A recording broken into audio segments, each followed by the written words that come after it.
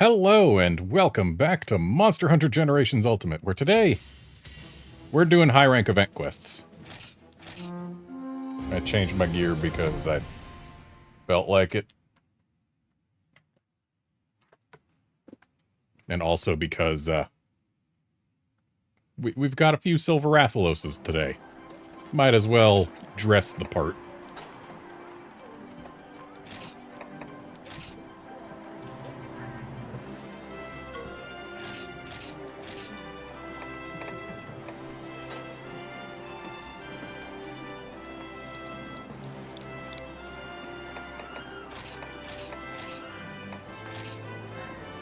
And today being May 21st.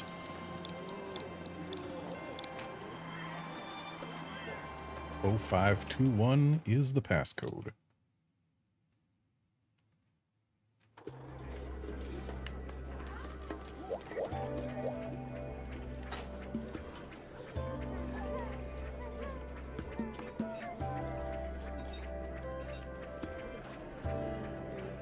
Hey there, Jerk Great.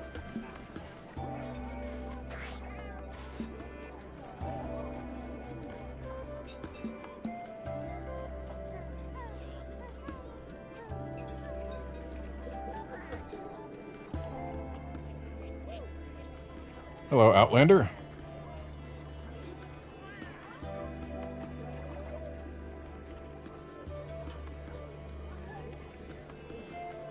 Glad to hear you're recovering from your ear infection. Those do suck. And recovering from them is good.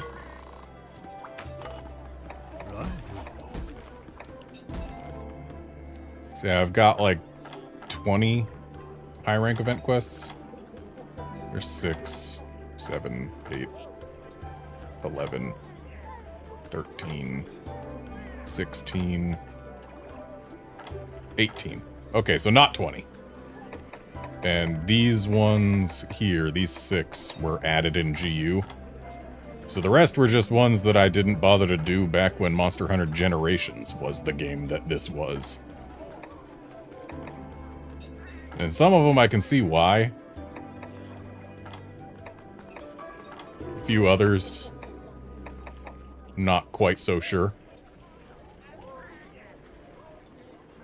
Yes, Outlander, you did see Fire Emblem in the list. This game had a lot of collabs with a variety of things, including Nintendo properties.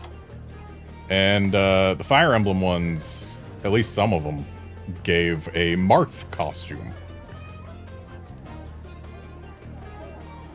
But hey, we might as well start with that one. This was actually, when did they add the Fire Emblem Silver Rathalos? I could have sworn that was before GU. There was some event quest with a Hyper Silver Rathalos that was like one of the hardest quests in base generations. Could have sworn it was the Fire Emblem one, but I guess the Fire Emblem one isn't it because this is a GU quest.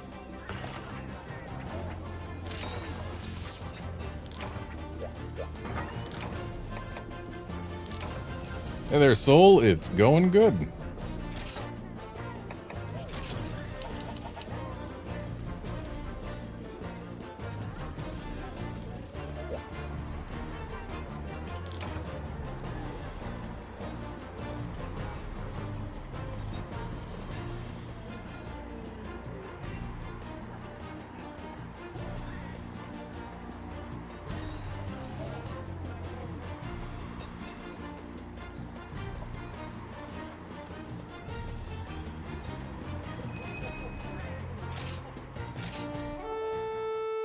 Off we go to play with a Hyper Silver Rathalos. Which is clearly the Shadow Dragon. Well, it's like the Shadow Dragon, I guess. Okay, we started 2 load screens away.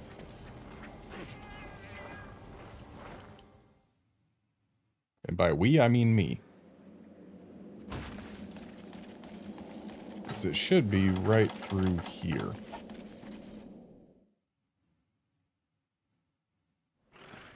Yep, that's a Hyper Silverlos.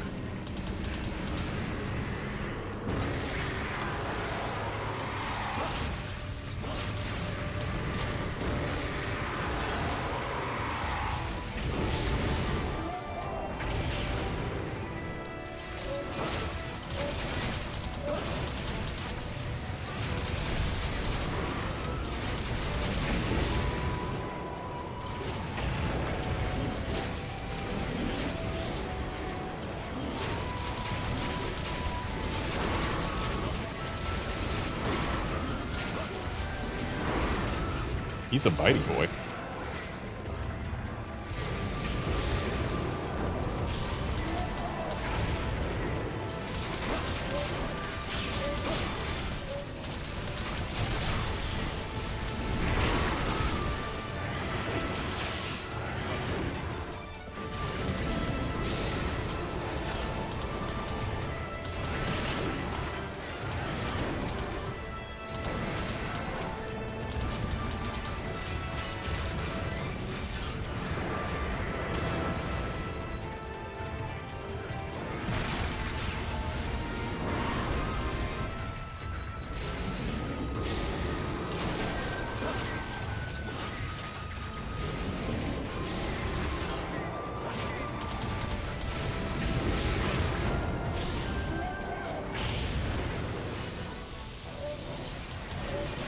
Was waiting for a chance to safely apply Demon Riot.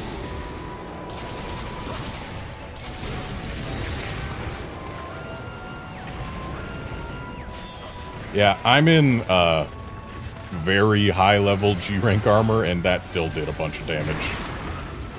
That a little less so, but those back hop fireballs sting.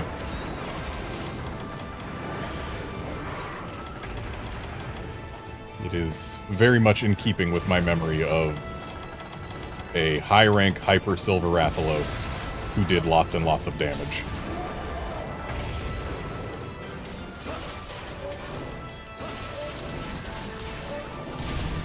I know the face doesn't take a whole lot of damage, but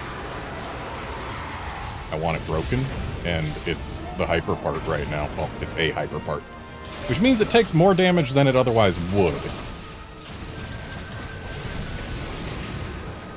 I need to fill my health a little more. Too many of those fireballs will be bad for it.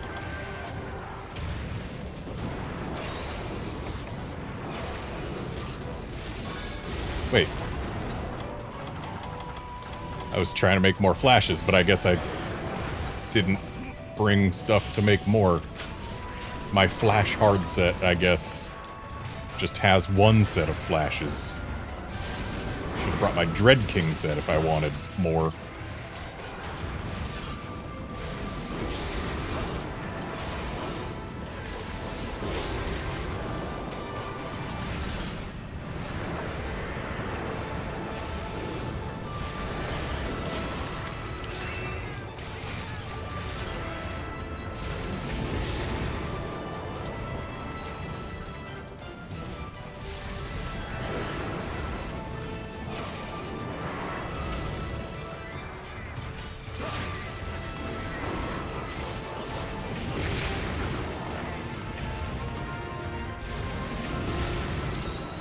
Soul, I have a total of 18 event quests to take care of, counting this one.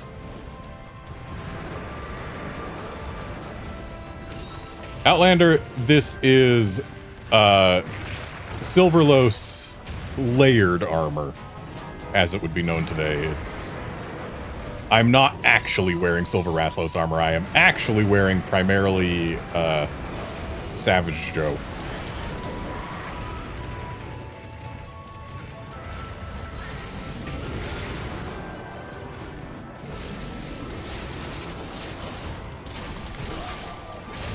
Nice knockdown.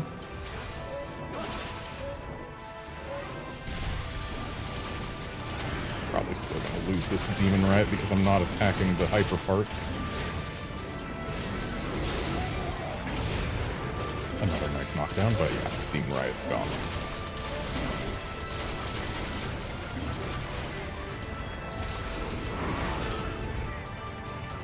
Yeah, Outlander, this was the first Monster Hunter game to include a transmog system.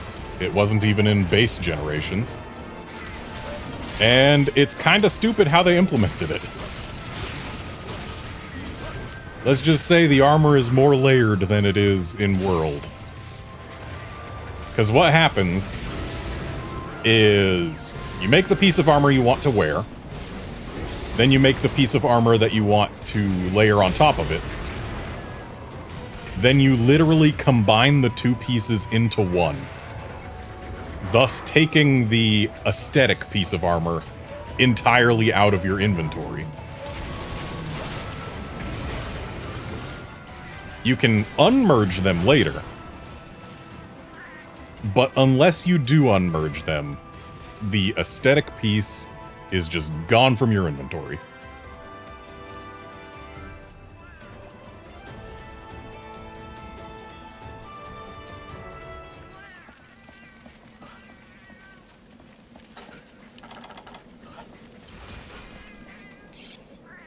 Also, you have to spend certain materials in order to even do the combining.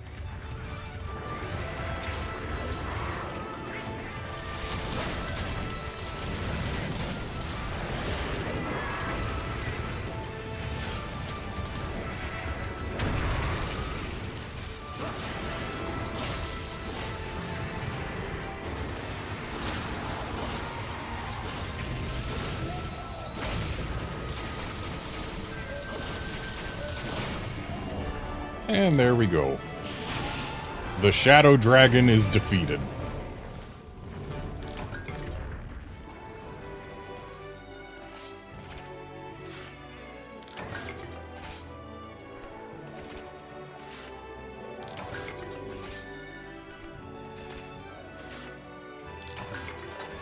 Yeah, if I take a look at my equipment here, you can see what is combined onto what. The purple ones are the aesthetic pieces, the red ones are the pieces that they actually are. And it flips back and forth on its own. I can't control when or how long it stays on each one.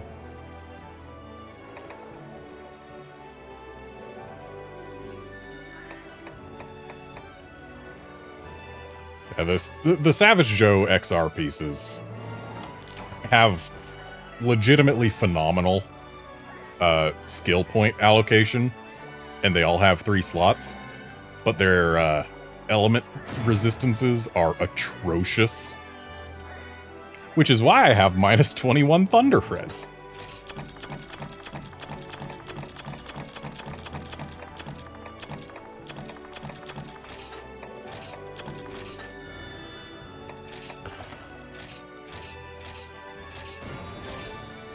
But, like, if you want earplugs and Sharp +2, you're pretty much stuck with using the Savage Joe pieces if you want to have other good skills as well.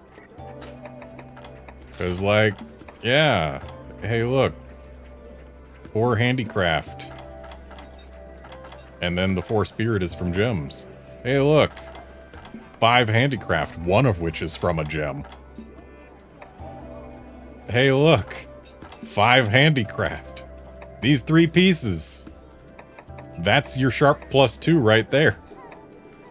And then I got a whole bunch of hearing on the Acantor Waste because it just by default has 8 points of hearing. And the Tigrex Greaves XR also just by default have 7 points of hearing. So yeah, that's what this set is all about.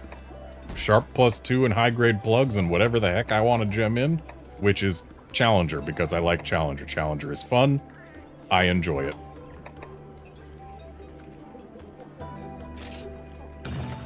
I haven't seen a Celtis Queen in a good while.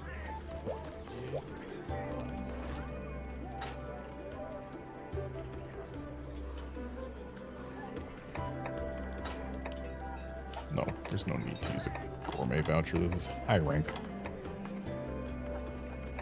Spending my gourmet vouchers is for when we are doing very high rank, or very high G rank deviants.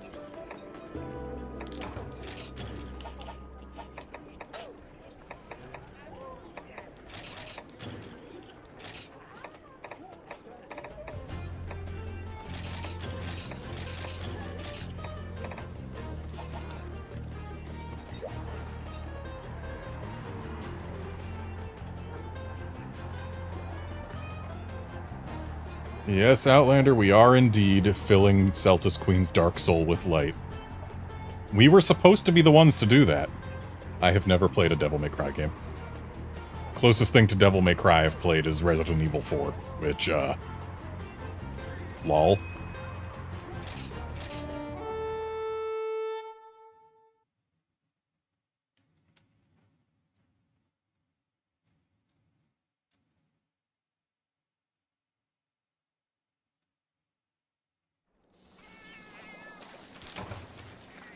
Okay, I think she starts right through here.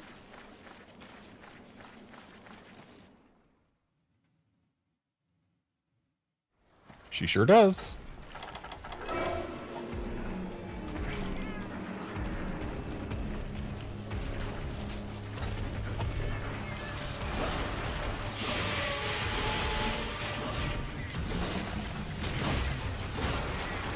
Yeah, at the end of the stream today, I can check out the blacksmith and show off all of the event gear, because they're kind enough to put all event gear at the end of the list, no matter what rank it is, so it's actually a lot easier than it otherwise would be to locate all of the event stuff. So yeah, that'll be pretty easy to show off, because there's a lot of interesting event gear in this game. I think this was the first time, or maybe the second, that they actually managed to get the license for all of the collab gear, even in the Western release. It was a big thing.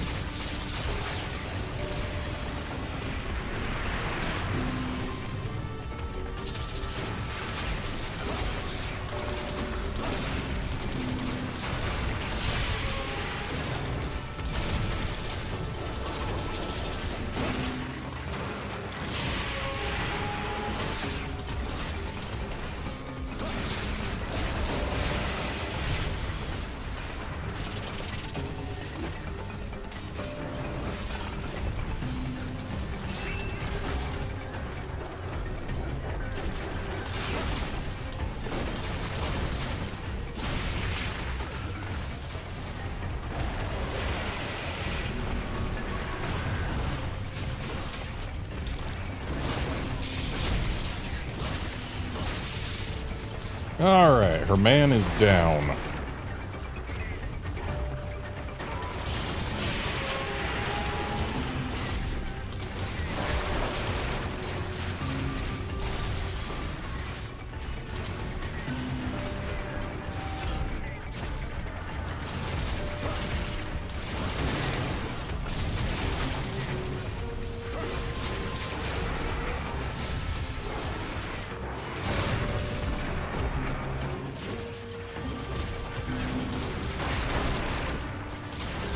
Yeah, Outlander, the reason I haven't played any Devil May Cry games is I'm just generally not a fan of character action games. At least not the more action-y action ones.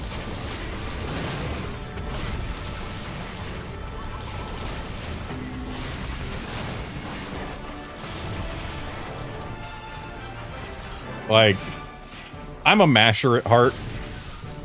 Games where I have to use a bunch of different combos, I will generally just fall into a single combo all the time and just mash my way through it. So, like, I've tried the Bayonetta demo. That didn't really click with me. Nier Automata, I basically mashed through that.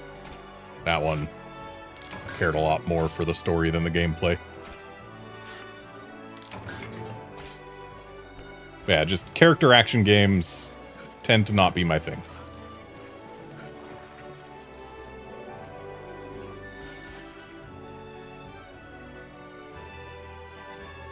And I'm well aware that Devil May Cry is a series in which the better you perform in combat, the more fun it is, because they also have the music get more hype the better you're doing. I know that some reviewers have complained about a DMC game having bad music, but really that just showed that they never really got above like a B in combat. So yeah, I don't think that Devil May Cry is for me. That's why I haven't played any of them.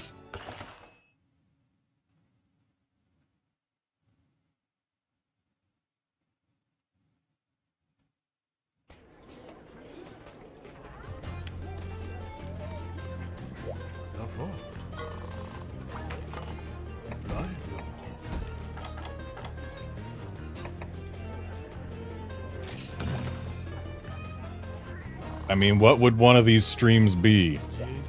What would a GU stream be if we never went to Ingle Isle? This game has so many quests on Ingle Isle. Also, oh boy, I hope I get both defenders. Oh yeah, defender high and defender low.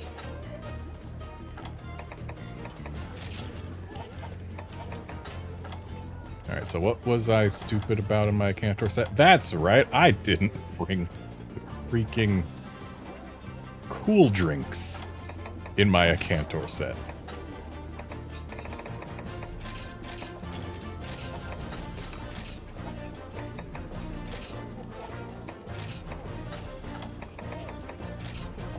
Fixed.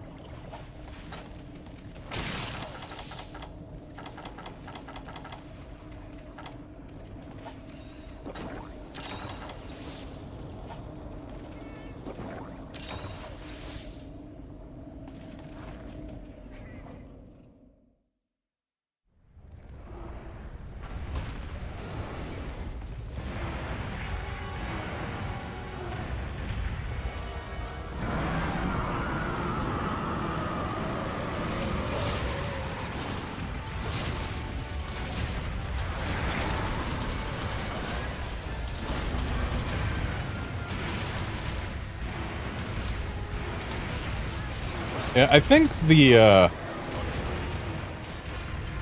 best explanation of how I feel about action games and like what types of action games I enjoy. I love me some Monster Hunter. It's not the fastest pace. It's methodical, and it's about, you know, it's about your opponent, not about you. And then there's the few Warriors games I've played. Hyrule Warriors Age of Calamity, Fire Emblem Warriors. I enjoy those. So, like, for my fast-paced action games, I want them to be a game that I can just mash through and win. And if it's not fast-paced, mash through and win type action, then I want it to be more methodical, more about the opponent than about your character. That, I think, best exemplifies my type of action game.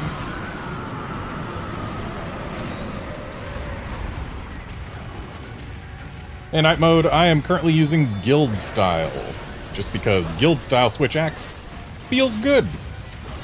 Though I have also been known to use Aerial Style Switch Axe, which I very much enjoy. And I have also done a playthrough using Adept Longsword for base generations and Valor Longsword for GU. In fact, this file I'm playing on right now has way more longswords than it does switch axes, because this is the file I played through with Valor Longsword. But coming back to it after a couple years, I was real rusty. And switch axe is the thing that I always know how to use.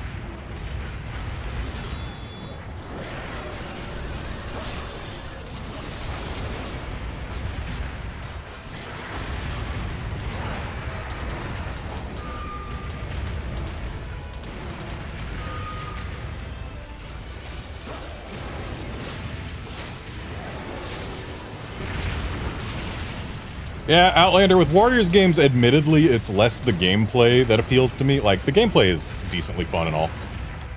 But that's all it has to be. It just has to be decently fun.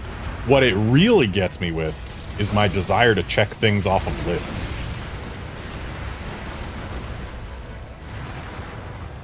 Like, you just grind out missions to get drops to upgrade your characters so that you can grind out missions faster.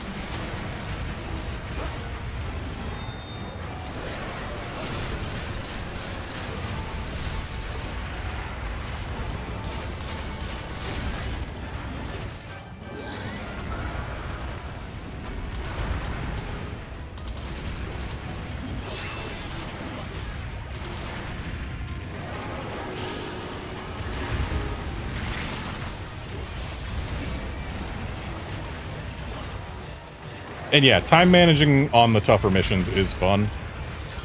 I especially like once they started letting you swap between characters on a mission so that you can send one to one place and send another to another place and really micromanage them.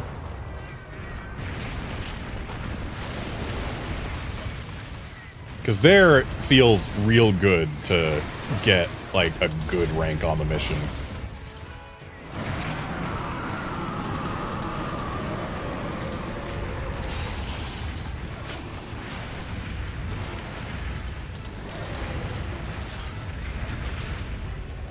Yes, night mode, Gormagala is in fact in this game. And yes, I did play Monster Hunter Freedom Unite on iPhone until it stopped existing. Well, I still played it after they removed it from the App Store, but I had to stop when they stopped updating it so that it would continue working with new versions of iOS, so... yeah. Game is entirely unplayable, even though I bought it and still can download it. Which is why I have another series where I was playing it on emulator to get back to where I was. Which I do intend to pick back up at some point, but right now I'm working on finishing all of the quests in this game, because this is the only Monster Hunter game released after I started playing the franchise in which I have yet to get every checkmark. Because, like, I've gotten every checkmark in Try, I've gotten every checkmark in Portable Third, in 3U, in 4, in 4U, in World, in Iceborne, in Rise, in Sunbreak. But GU, no. Never bothered to get every checkmark, and I gotta fix that. And I'm losing my Demon Riot. Oh well.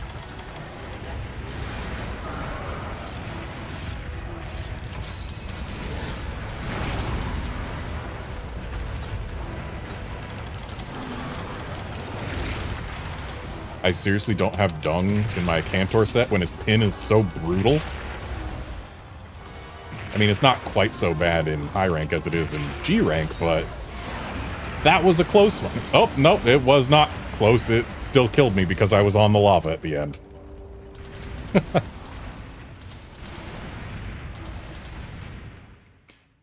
It's one of the most devastating pins in the game, and he just crushes you with his paw.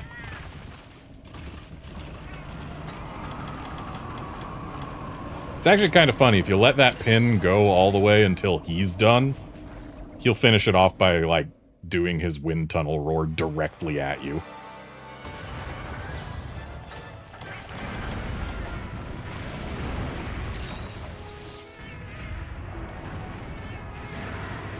Yeah, once I've got every checkmark in this game, I mean, it is my mission at some point to get every checkmark in Freedom Unite as well. But that is far lower on my priorities list. Oh, nice. I dodged the damage component to that roar. And nicely done.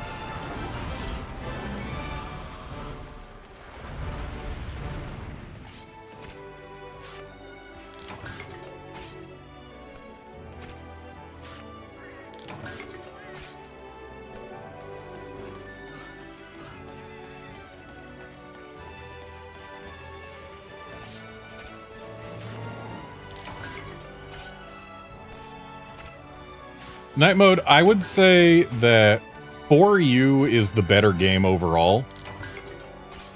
GU has a bigger and more interesting monster roster. And gameplay-wise, it can be more or less fun depending on how you approach it. But as a whole, as a total package, I would say that For You is the better product. GU, its whole deal is it's a celebration game for the Monster Hunter series thus far. So it's got a lot of monsters in it that are basically just here to be here and be fun to hunt. Story-wise, it's got basically nothing. And gameplay-wise, it is considerably easier than For You for the majority of its quests. And for some people, that might make it better. For some people, that might make it less compelling. But that's just how it is. So it's an easier game with more content and less holding it together compared to For You.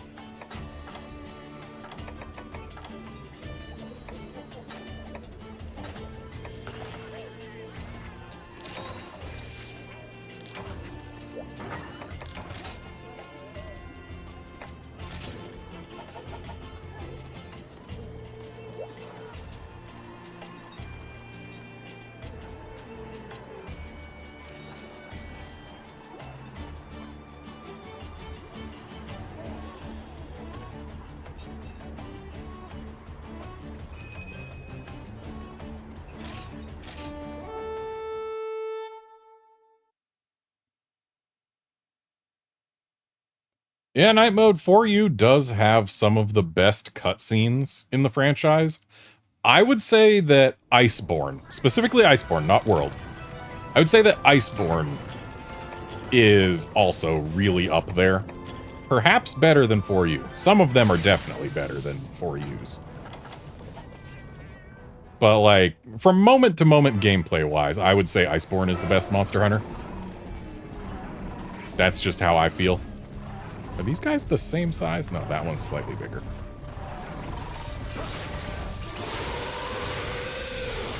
But yeah, I'll take Iceborne over For You. For You is really, really good, though. For You is the best of the classic Monster Hunters. Though my favorite of the classic Monster Hunters is 3U.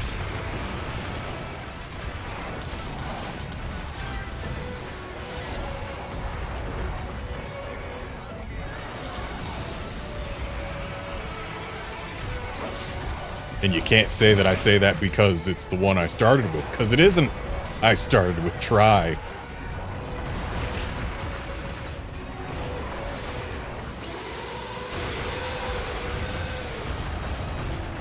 And 3U and Try are very different games, despite one being an expansion of the other.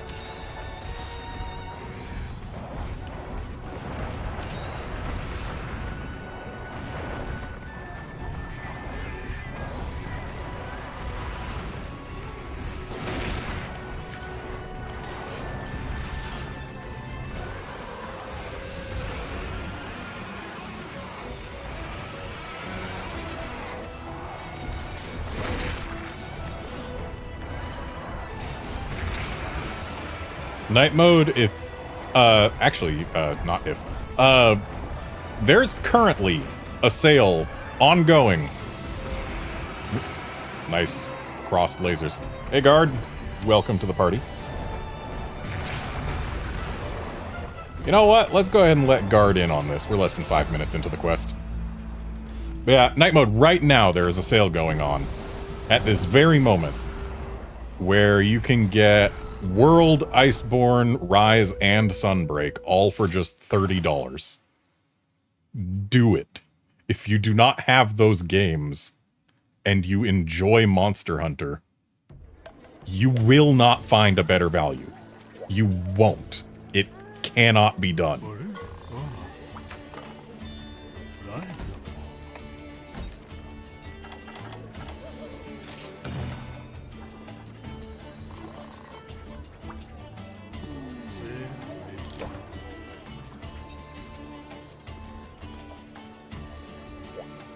Night mode, portable third is easier than 3U, but like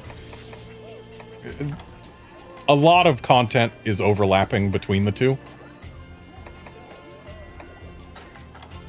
They're both very different games, though. I wouldn't say that if you've played portable third, you don't need to play 3U, or if you've played 3U, you don't need to play portable third.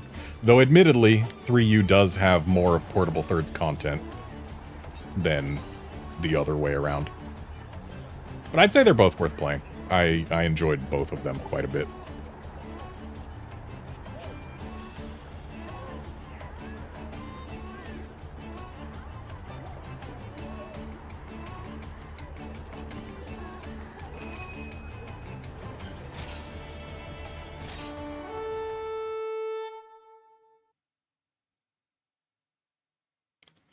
Ah, guard, you started with try 2, huh?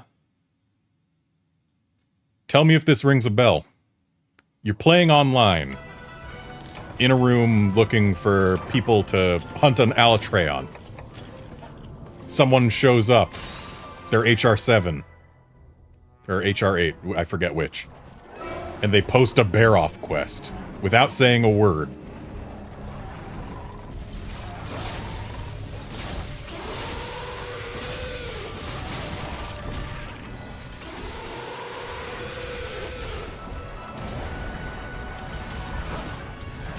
Pretty much everyone who has played Try Online has had a similar experience to that. Basically, any room you made, no matter what the target was, you would almost certainly get someone showing up and posting their Bearoth quest.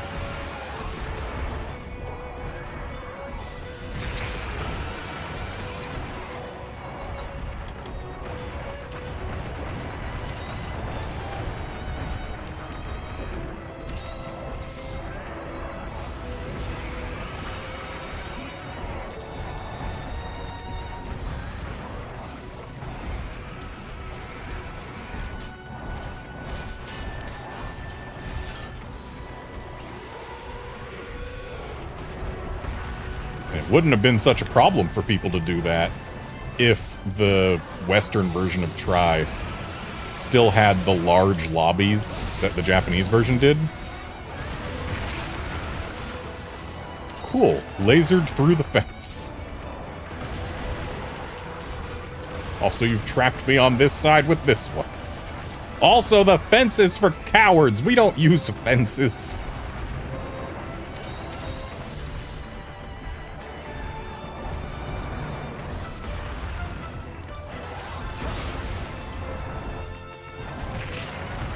Yeah, the US version of Try, online lobbies had the usual 4-player limit. But the Japanese version, it was 8 or 12 players, I forget which. But there was also another difference, actually 2 other differences, that caused that change. See, and one of them is very stupid. Just for the record. See, the Western version of Monster Hunter Try, they added in support for the We Speak peripheral, which I still have sitting on top of my sensor bar. It's a thing that released with Animal Crossing City Folk, a little microphone that you sit on top of your sensor bar that is designed to pick up audio from an entire room. Because it's not a headset, it's just a thing that sits under your TV. And it's meant to, well, it was Nintendo's voice chat solution for the Wii. It's the Wii Speak. It's how players did voice chat on the Wii. And Monster Hunter Try added support for it in the West. But in exchange, it made it impossible for them to have more than 4 players per lobby. Which, I mean, hey, getting voice chat built into the game, that's a fair trade, right? Except, in order to do voice chat in Monster Hunter Try, you needed to be on each other's friends list. Which, okay, that's fine. Not letting us voice chat with randos, like, I get it, it's Nintendo, they want to protect the kids. There was another stipulation.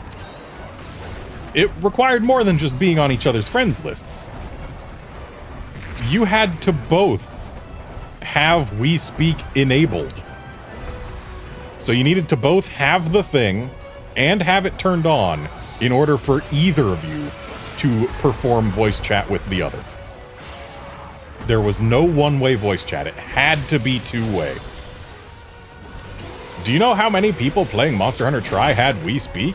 The answer is not many. So we got our hubs dropped from 8 or 12 players down to 4 in order to add support for a peripheral that you could only use if everyone doing voice chat had it. What is even the point?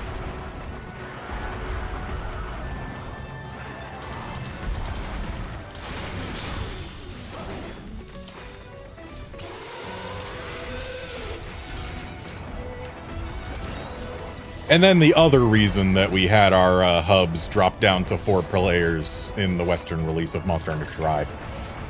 The Japanese version of Monster Hunter Tri had a monthly subscription you had to pay to play online. It was like 400 Wii points a month. Something like that. And that was a subscription specifically for Monster Hunter Tri. It didn't cover any other games. It was just Monster Hunter Tri. You're paying $4 a month to play online in a Monster Hunter game that has a grand total of 18 large monsters in it.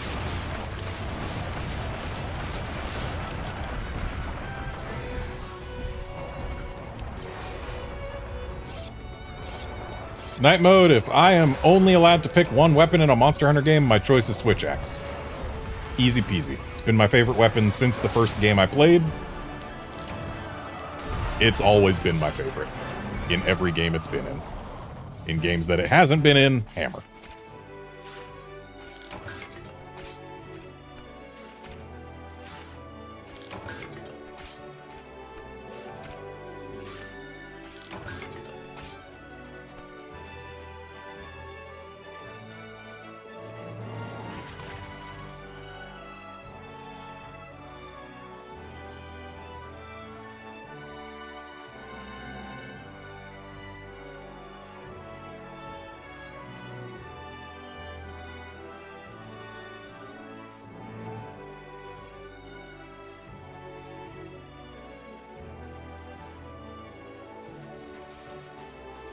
Yeah, I'm totally cool with dropping the number of players so that I don't have to pay a subscription to play Monster Hunter Tri online. But dropping it for that We Speak support with its absolutely terrible implementation, not so great.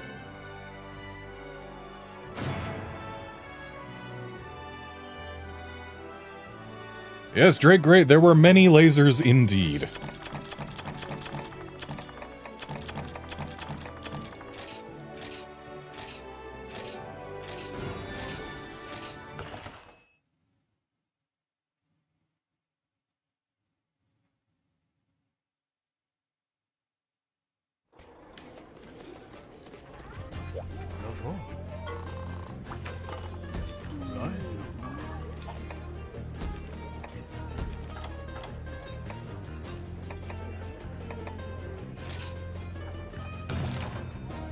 Time for another quest that features a Silver Rathalos. Hello, Astrid.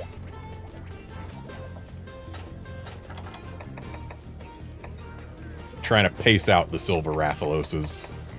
There are also Furious Rajangs and Devil Joes to pace out, but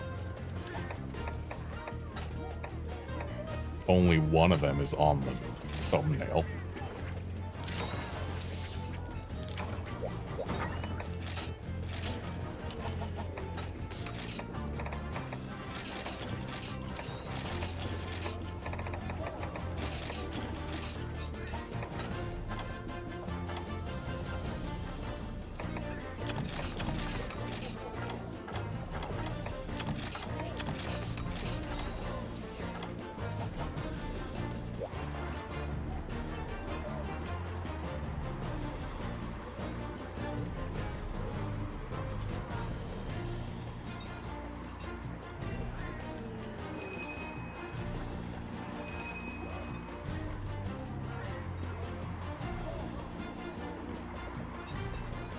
Ah, guard, you had it lucky playing exclusively with friends. Nobody I knew played Monster Hunter, so I was stuck with online randos. And if you played in a hub online with randos, letting randos in, like, at least 1 out of every 4 hubs, no matter what the hub was for, 1 out of every 4 hubs, someone would join and post that low-rank bear-off urgent.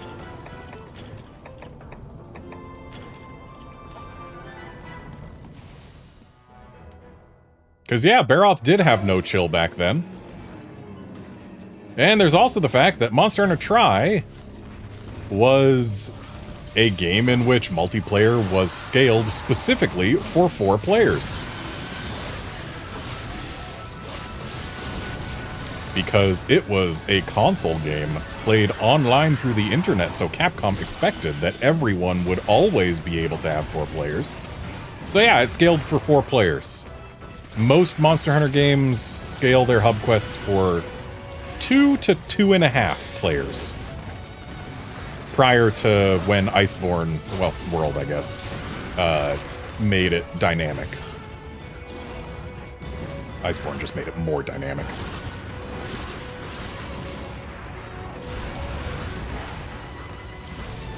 This Tigrex is a lot bigger than this Nargacook.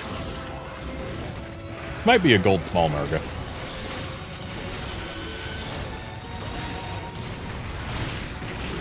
But yeah, Tri Online was scaled for 4 players, and I remember very clearly, I was soloing online at first. Until I went up against that Baroth Urgent myself. I did beat it solo, but it took ages and basically all of my supplies. And at that point I was like, okay, I was wearing full C-Deus gear. With, I believe, the Sea Adidax, if that existed back then. I don't remember, but I was wearing full C-Deus gear. So I was like, okay, I'm in super good armor for this low-rank Baroth. But, nope. It still hit like a truck. It still charged constantly. It took a lot out of me. And at that point, I stopped soloing online and tried.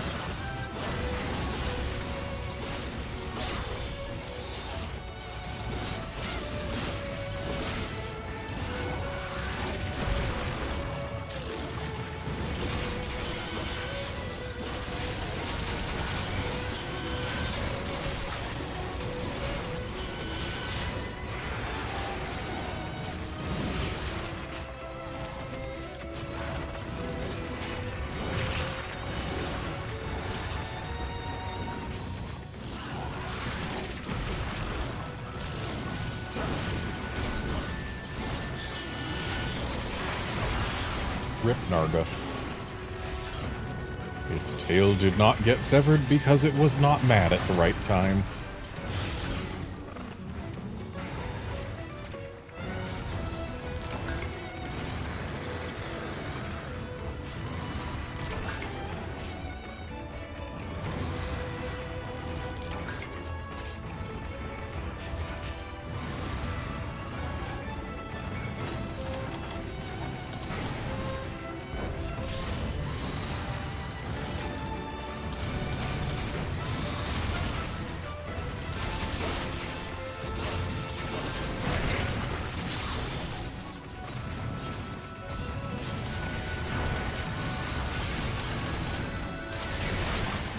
Nice tail cut.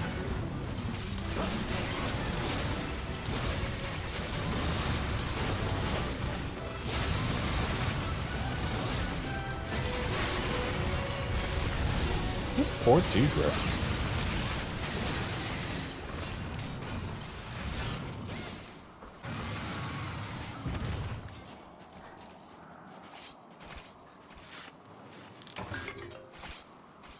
Dang.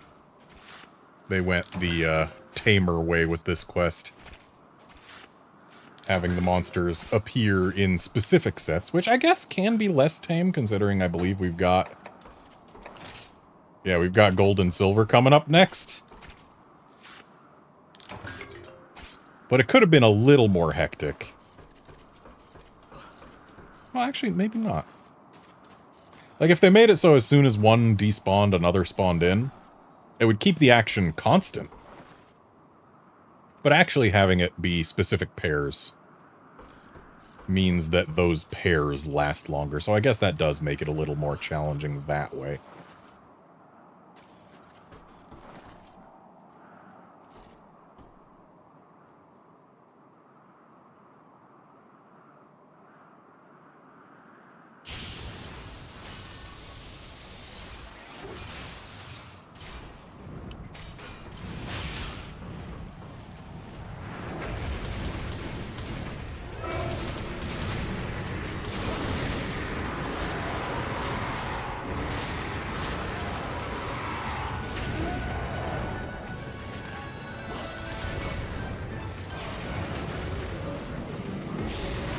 If you want an example of how far I've come as a monster hunter, I started specifically with the Try Demo disc.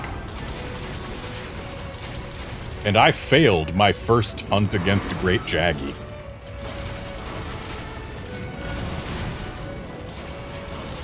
Why the fence? The fence is for cowards! No more fences! We don't use the fence in this house.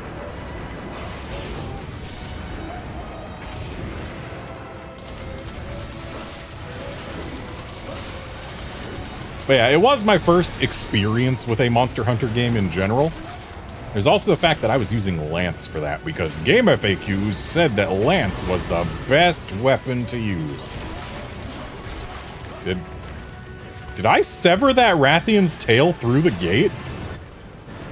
I'm saving that clip just in case. I think I just severed 2 tails, 2 swings in a row, one of them through the gate. But yeah, Game FAQ said Lance was the best weapon in Monster Hunter Try. So I used that first. And I got torn to pieces by the little Jaggies because the Lance's AoE was very lacking.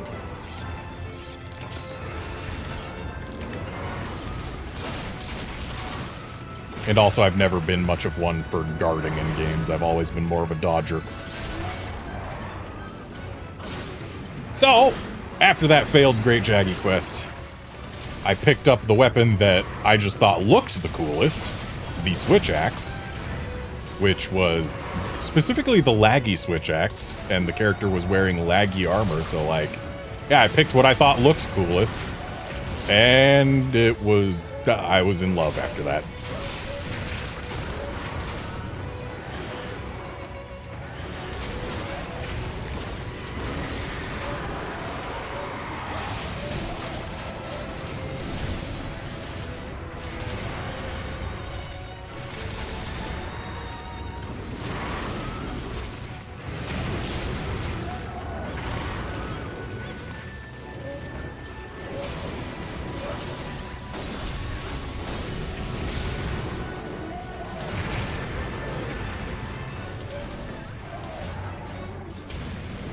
Rip Silverlos.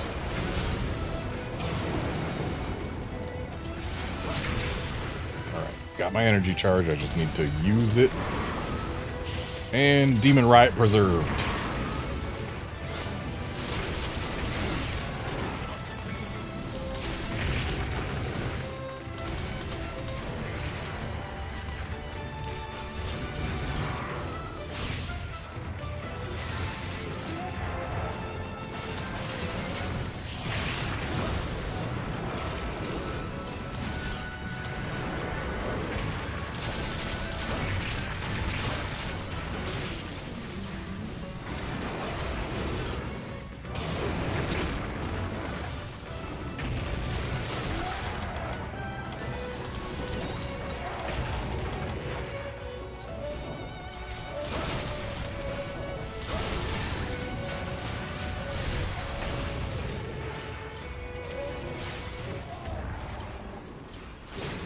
And I'm gonna lose Demon Riot.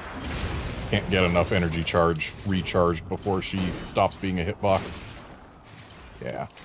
If I could have gotten, like, 2 more hits in, maybe I could have gotten energy charge back, but nope. Also, whoops, Silverlos is already gone. Oh well, I don't need high rank parts anyway, I just carve because of the ritual of it. There are some people who, they've fought monsters so many times that they just never carve again. I don't understand that. Like, the quest is over, why not just carve them? Show them some respect. It's part of the ritual of hunting.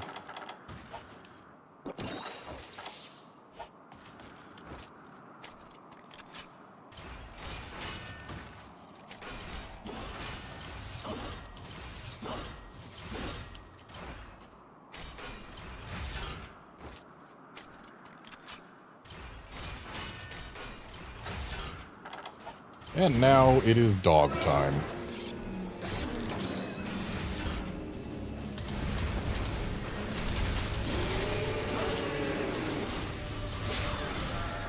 Kind of weird that this dog is all by itself.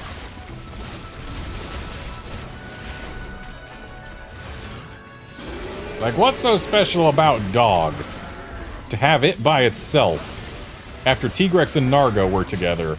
And gold and silver were together. Where do you get off, dog? Like, sure, you're the most popular monster in the game. But that doesn't mean that you're worth fighting on your own after those pairs.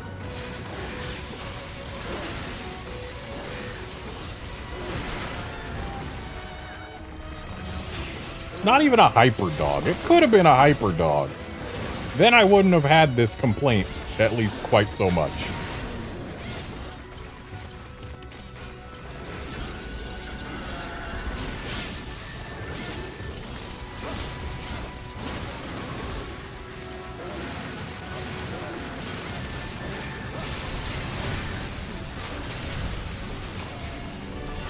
What was even the point of that dog? Did it even use any attacks? Yeah, I used, like, some paw slams, but... that thing barely existed.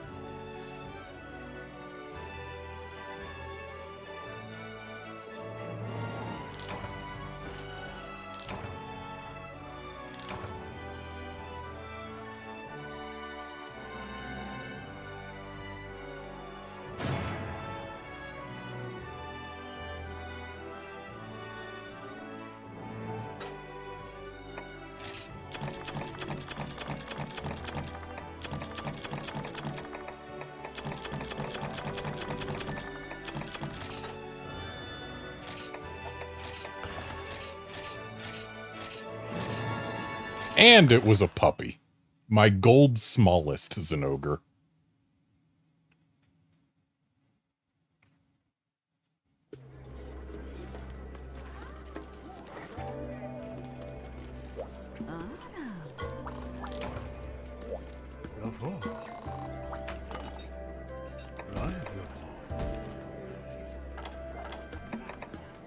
Okay, I believe it's time for pickles.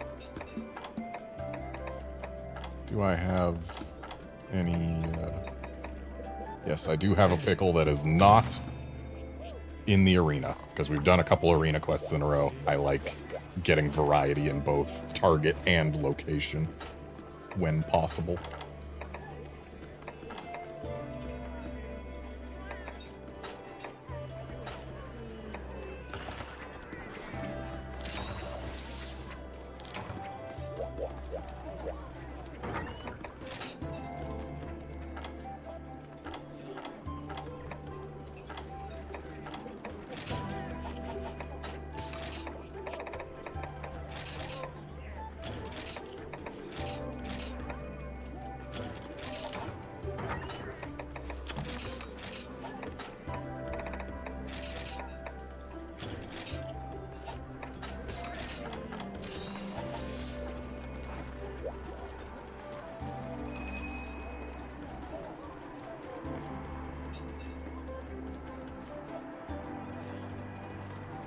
If you don't carve because box space is limited, that means you're keeping too many different flavors of scraps.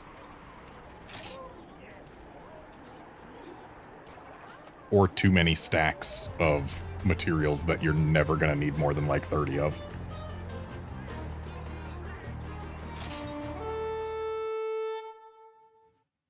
Yeah, pretty sure you don't need all your low-rank scraps. Even your high-rank scraps you can probably afford to sell. And that'll free up like 2 pages of box space.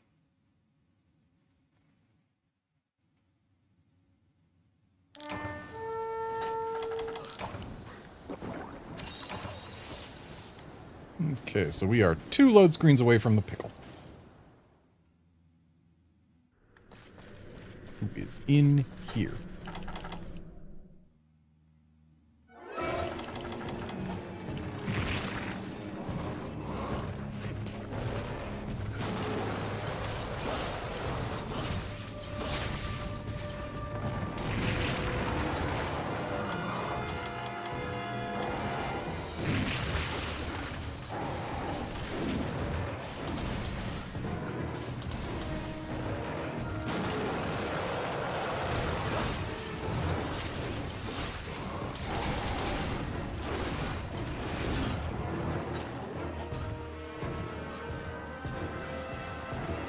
He's a hungry boy. And now he's a sleepy boy. And now he's an awake boy because Khonshu. Good job getting that double damage hit in, Khonshu. You did it. What a useful small monster you are to have around.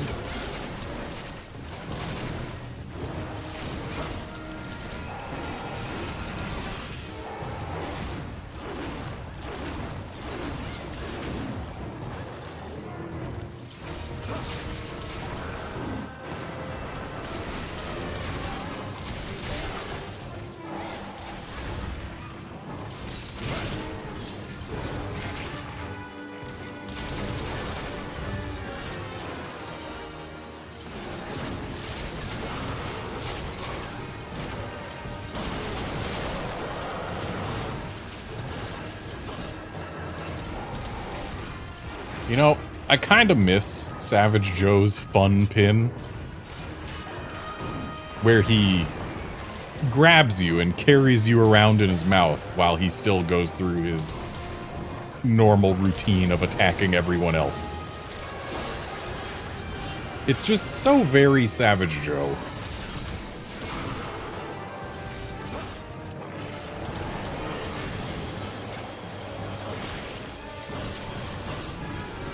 He's a hungry boy again. And a paralyzed boy. Look at this free tail. Just sitting here within reach.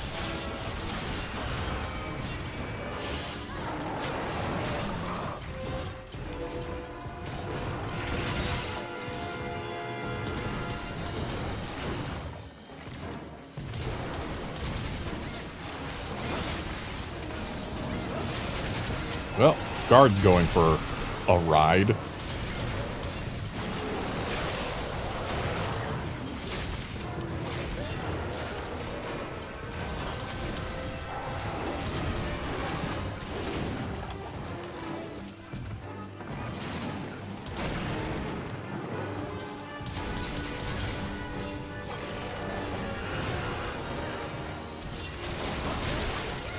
And that's all the breaks.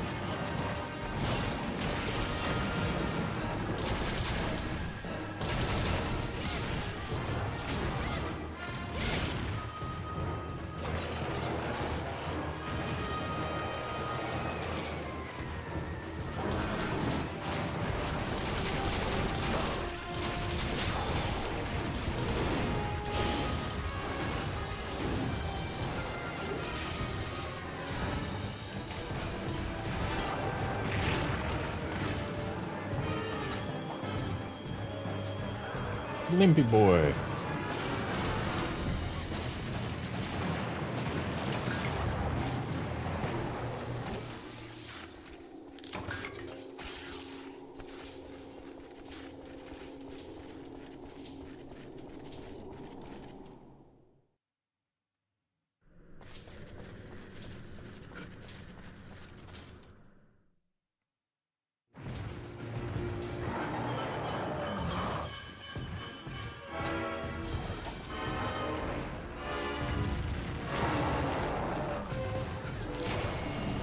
Oh, I guess I shouldn't put the meat down, huh? Just one poke away from dead.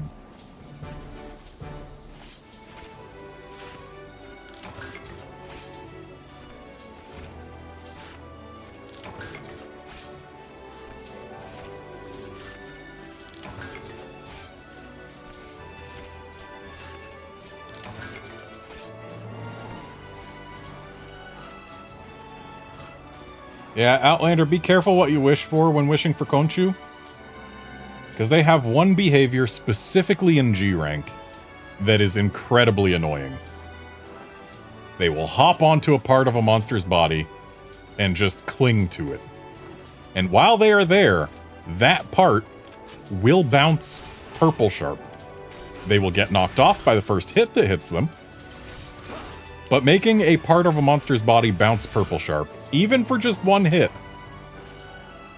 is real annoying if you're not using a weapon that has a mind's eye effect, like switch axe in sword mode.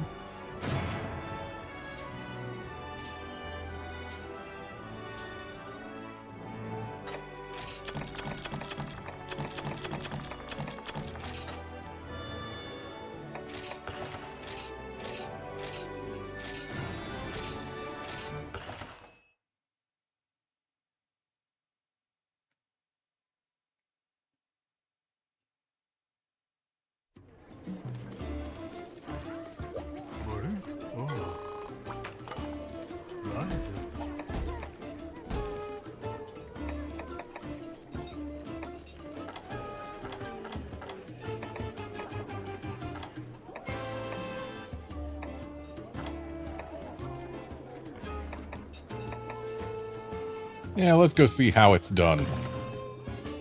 Complete with the best iteration of Lavasioth in the franchise. Specifically, GU Lavasioth is my favorite Piscine Wyvern. I love him. He loves hot tubs.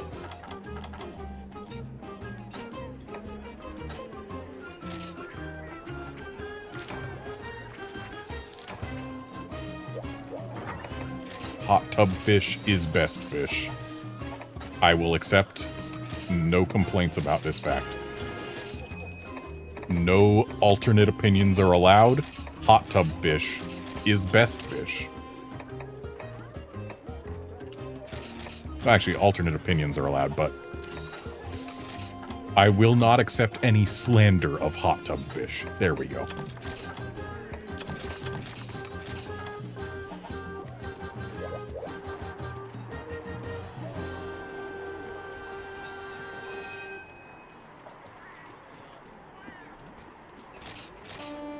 And yeah, World Lavasioth sucks because he's not hot tub fish anymore. He's completely different.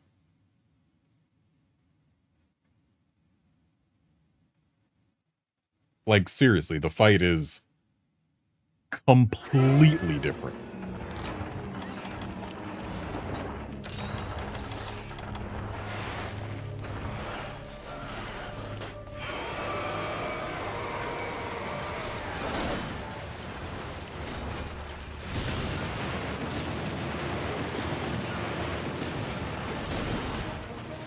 And for those who started with World and haven't gone back, and who have played Rise, this is an adult Uroctor. Uroctors were in Rise. And Agnactor is where World Lavasioth stole his hot and cold mechanics from. Except it's so much more obvious here, and, like, it's better implemented. He's got more moves that heat up specific parts of him. His, like, all of his lasers heat up both his chest and his face, which, like, oh yeah, that makes sense, because the laser is a beam of heat, and he uses his chest to heat it up and stuff. But then the other part of how it's better implemented, he's got more attacks that involve burrowing underground to heat himself up. And this is the big one, the real big one. Once you break the lava off a part of him, like the broken parts, they don't stop being soft forever. they actually become, you know, just regular weak spots. Instead of literally never being weak again, like a certain lava fish's face when you break it in World. World Lavasioth, when its parts are soft, they count as weak zones for weakness exploit.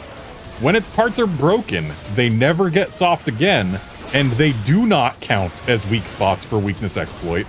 That is the biggest misstep they made, in my opinion. Making it so that breaking the parts actually makes it harder to do damage to the monster, rather than easier. Because you're breaking the armor off the thing, it should always take more damage with no armor than with soft armor. Always. That's how armor works.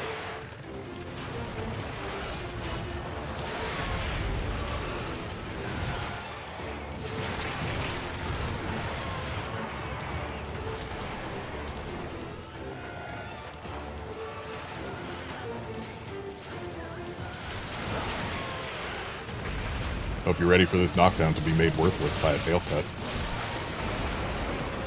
See? Limpy boy.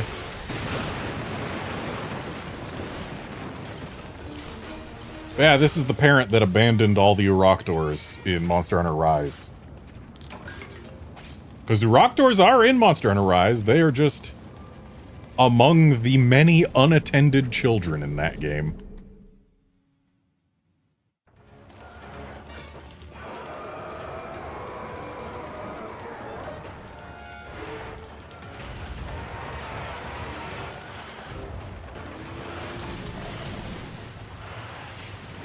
Rip Agnactor. Should be carvable. Yes.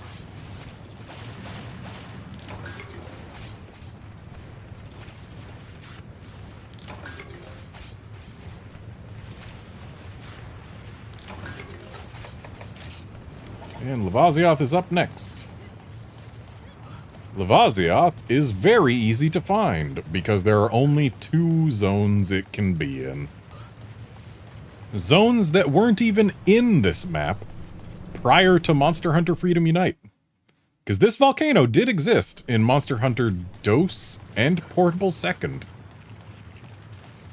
But Lavasioth was not in those games. And there was nowhere for it to swim, so they added these 2 zones, the one I just went through and this one, to the game, specifically so that Lavasioth would have some lava to swim in.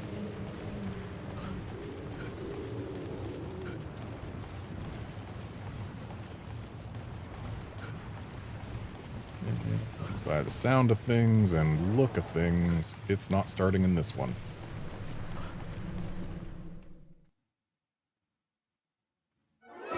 Behold, Best Fish, who also got shrunk down a lot for World. Lavasioth has no hot and cold mechanic in this game, though you can see it's got lava flowing on its carapace, or on its shell, or whatever you want to call it. I guess it's not a carapace, it's got scales. But it's got lava flowing on its lava shell. That stops when it becomes cap ready.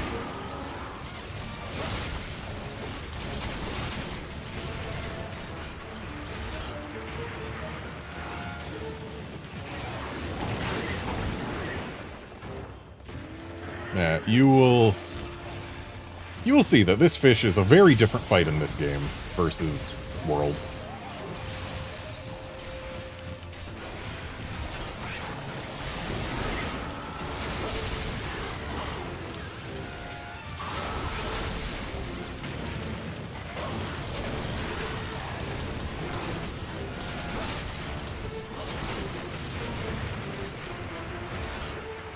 Behold the uniquely Lavasioth move of wriggle around the ground a whole lot.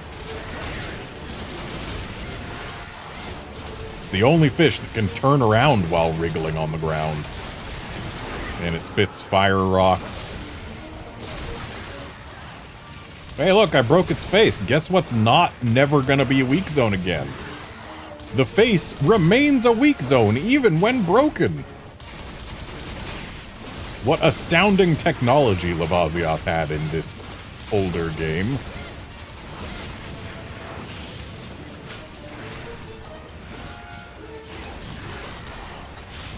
Want to see him get in his hot tub. Like, we need to see the reason I call him Hot Tub Fish. But he's dead, so I guess we're not going to see it. Oh well.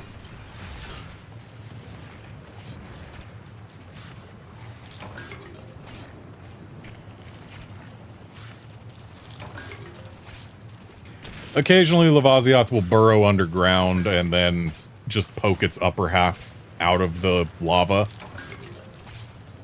and just look around for a bit. Like, you know how when Juratodus is in its swimming mode and it pokes up to spit out its mud balls? Lavasioth did that, but with its lava rocks. Except it waited a good while just looking around before it spat anything out. So it looked like he was just relaxing in a hot tub. Because he was in just a little circular pool of lava that spawned around him when he popped up out of the ground. It was great, and I loved it. It was also a really just free Sonic opportunity. And he only did that in Generations and GU. He didn't do it in Freedom Unite. Oh. I guess Bracky starts in the middle, not up here.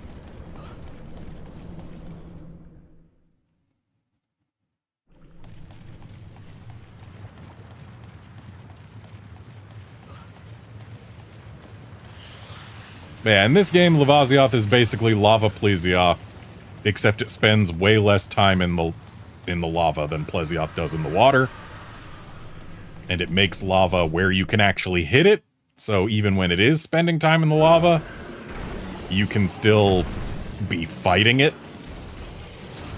It's just, it's the best fish in the game. And it's not even close.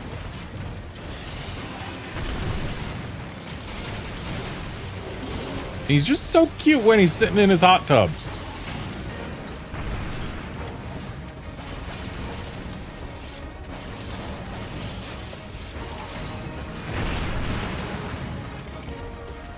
Yeah, prior to World, Lavasioth was the biggest Piscean Wyvern, and that is saying something considering how enormous Plesioth is.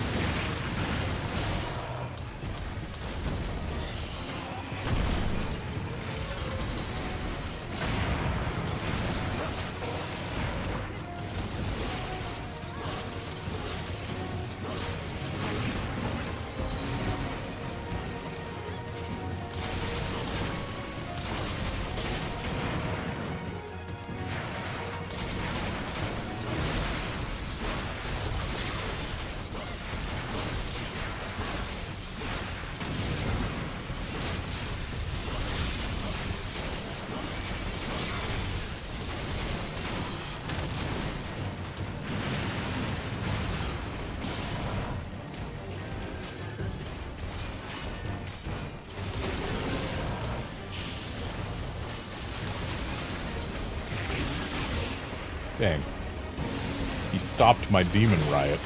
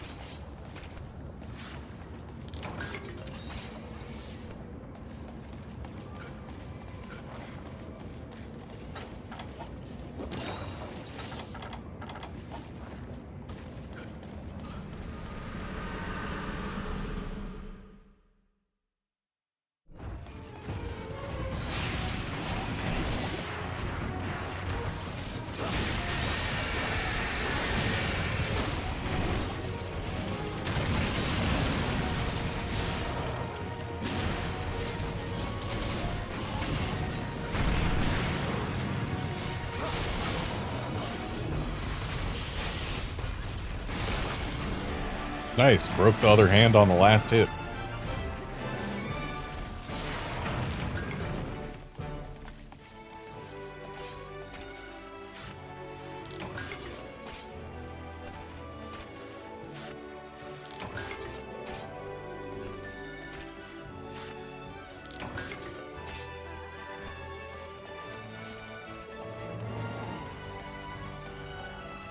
Yeah, if they were gonna try and put Lavasioth in not new areas, it would have had to go, like, here. And this isn't quite big enough for it. So, yep, just add 2 new zones to the map, specifically for the fish. No other monster, to my knowledge, went into these areas in Freedom Unite. And, like, even in GU, Dread King can go here. Can anything else? I don't know. So, like, these 2 areas are specifically for Dread King and Lavasioth. For the most part, at least.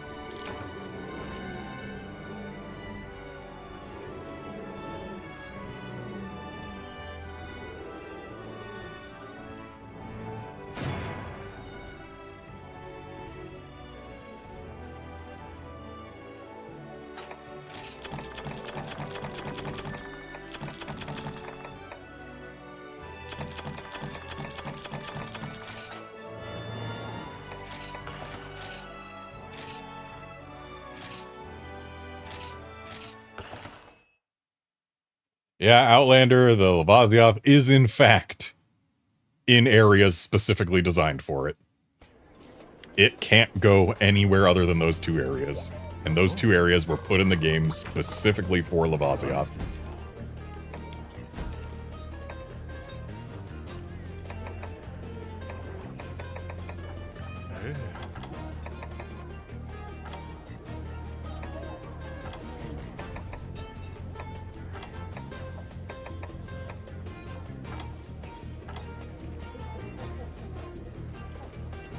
Yeah, I think it's time for the thumbnail quest.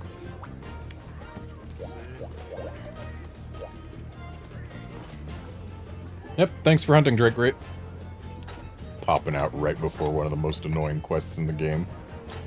Or at least one of the most annoying high-rank quests.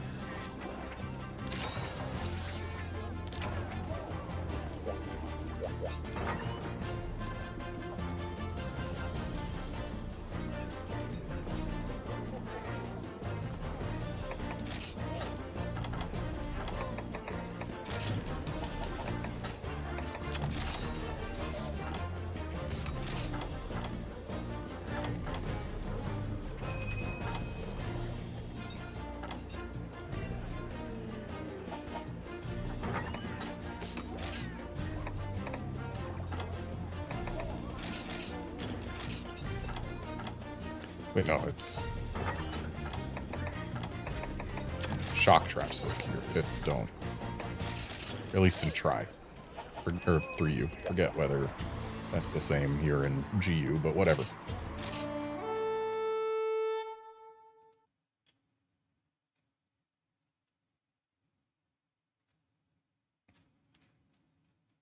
Ah, Drake, you've got nothing to say oops for. You had good timing. I do not blame you for hopping out before this quest.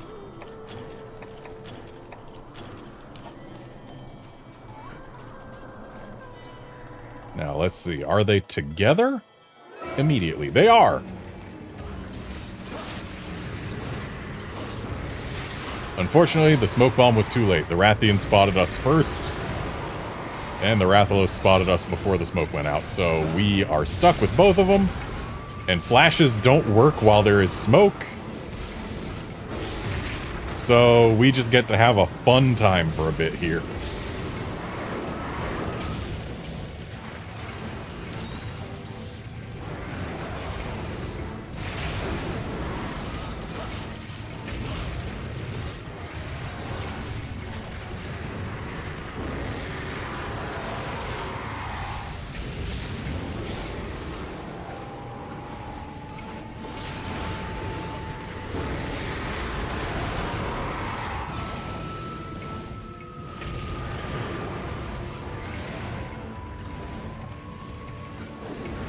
Okay, looks like the smoke has cleared up.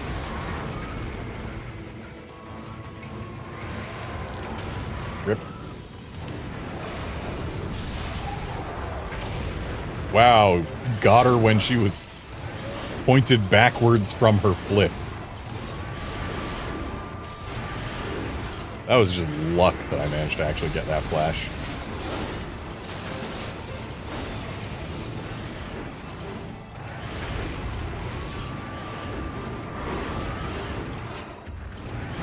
He sure is a spinny boy. I don't like it.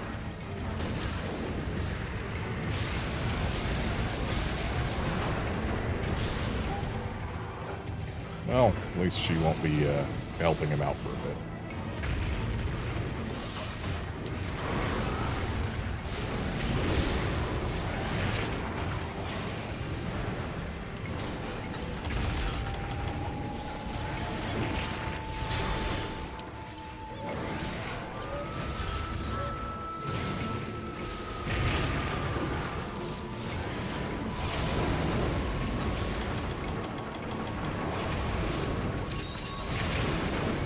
Guess that wasn't the right time for an herbal med.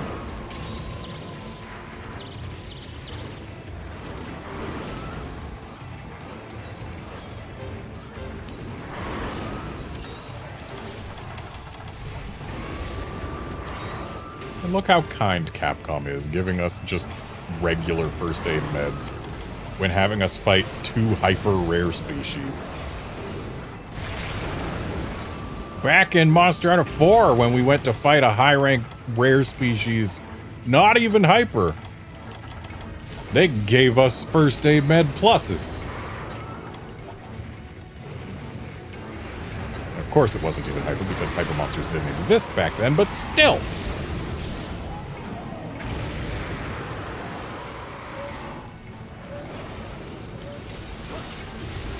They were more generous with first aid med pluses in high rank back then.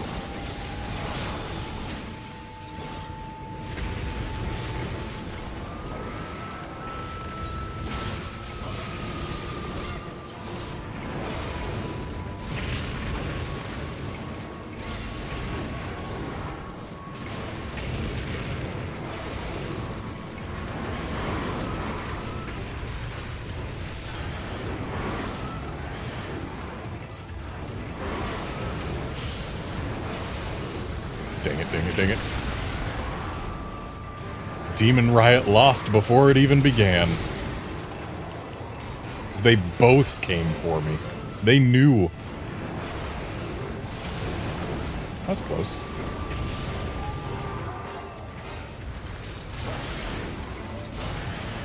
Oh, did I actually get him out of the sky? Nice.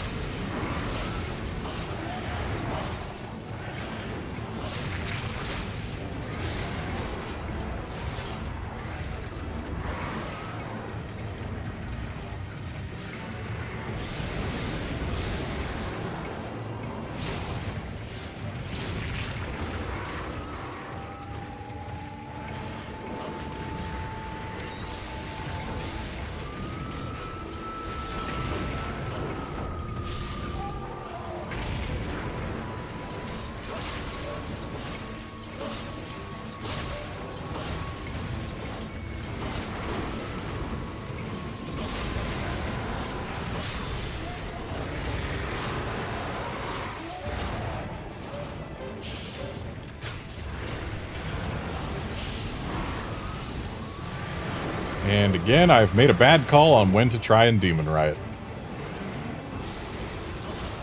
I'm pretty sure they know.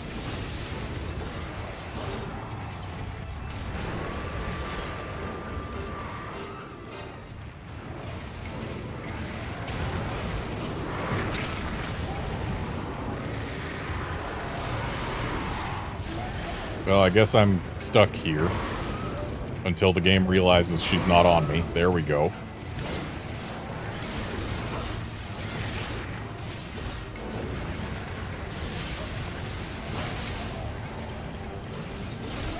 There we go. That's one major threat shortened.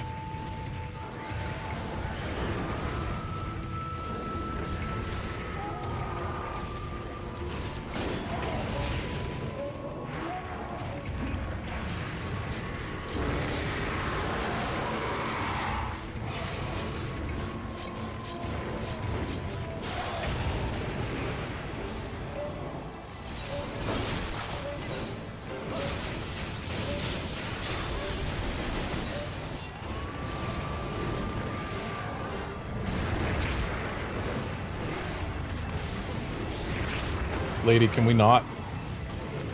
Sir, can we not?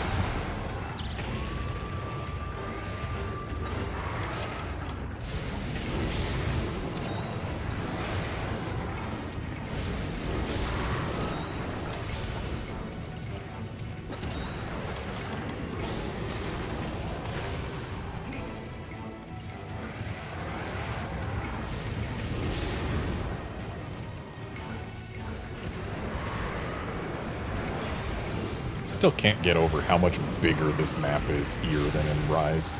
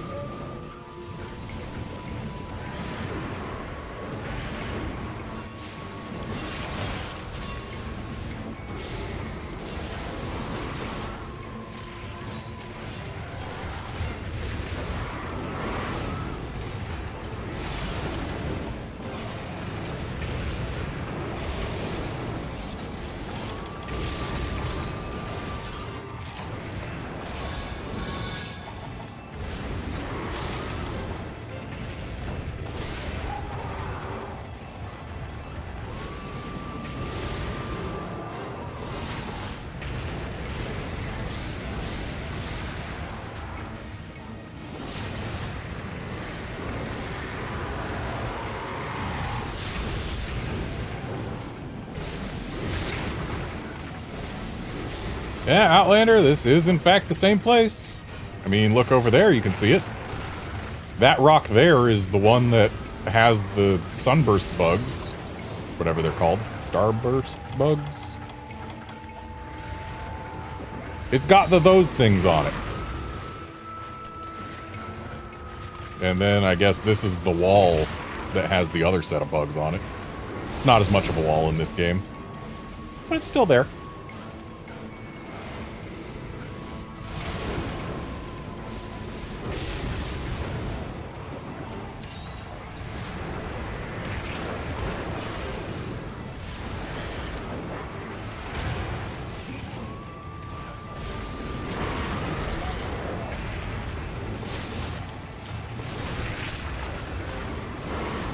And technically, Outlander, this is the Kieran theme.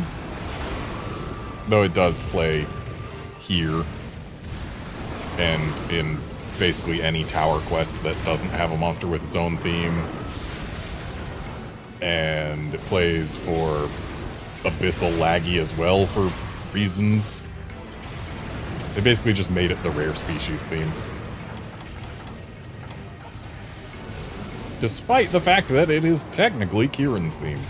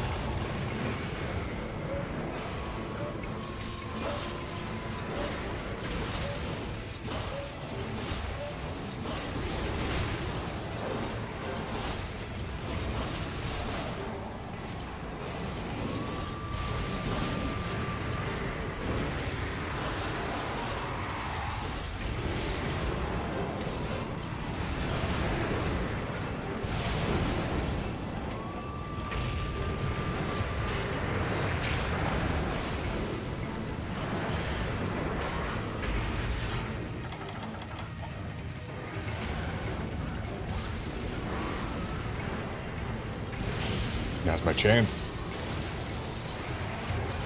She tried to stop me, but I got a Demon Riot out.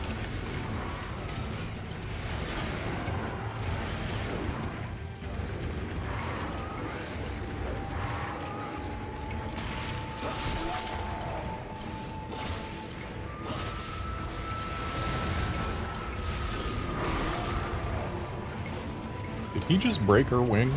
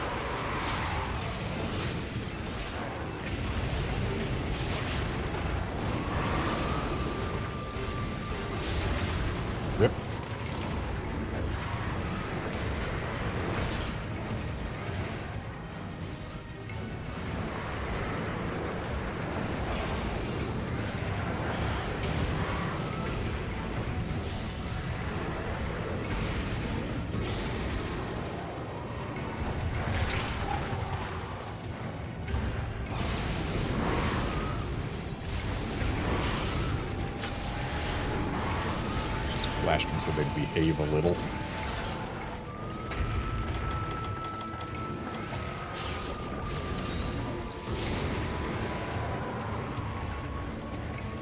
Outlander, this is still a high rank quest. Arguably the hardest quest there was in base Generations.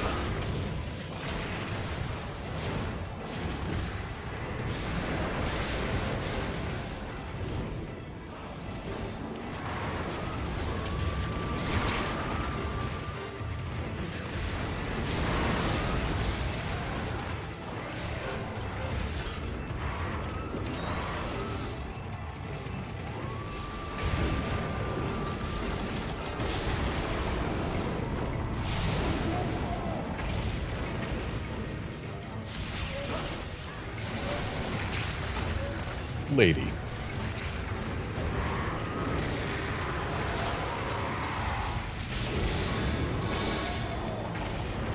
Nice knockdown. I think that was her doing.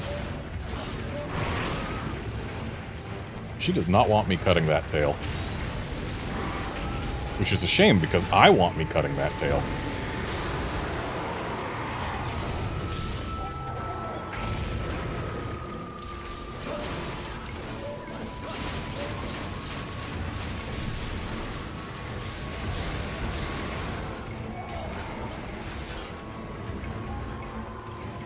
Alright, she's down.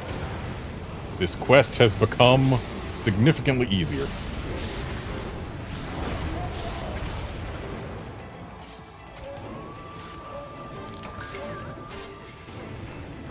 Yeah, the G-rank version of this quest is nasty. And yeah, it's required to unlock the best sword and shield hunter skill. Or hunter art, rather. So, yeah. Pour one out for your S&S homies.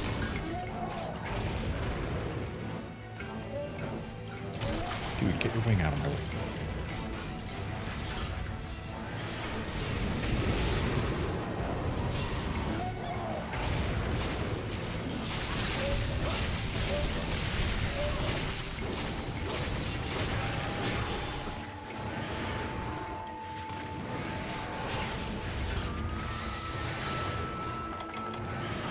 Yeah, this quest is one of the quests that was in base Generations that I never bothered to get a checkmark on. And I think you can see why at this point.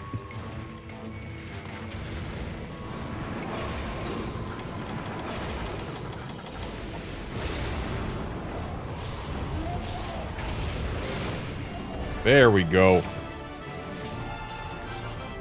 Yeah, that was a quest.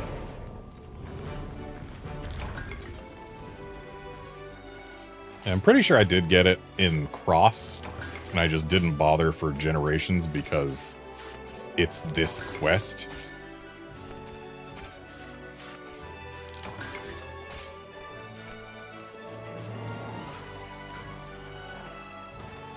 There's a lot of quests I didn't do in Generations and GU because I had already done them in Cross or Double Cross. And yeah, this is one of them.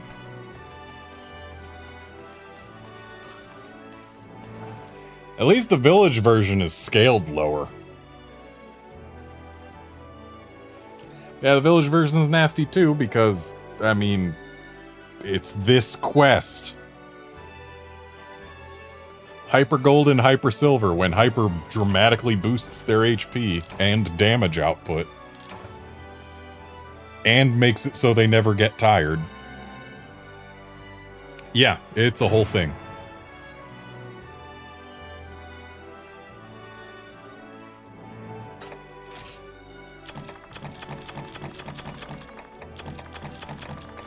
I would have liked Hyper a lot more if the monsters could still get tired.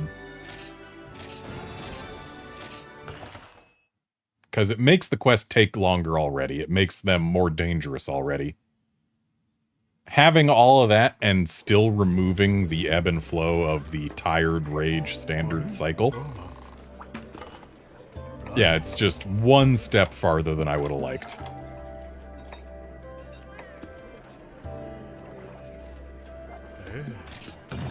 Now for a palate cleanser quest.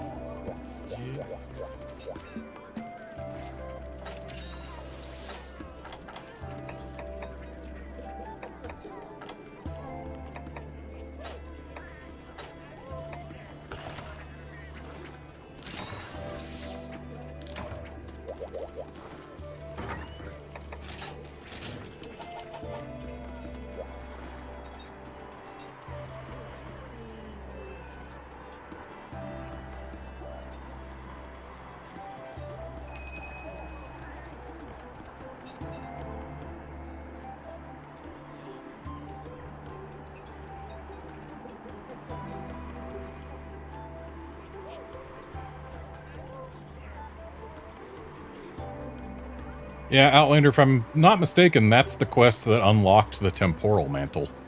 Or not temporal, the Rocksteady. That one. Temporal was Lunastra. Yeah, I think that's the quest that unlocked the Rocksteady mantle, and hey, Rocksteady was worth it.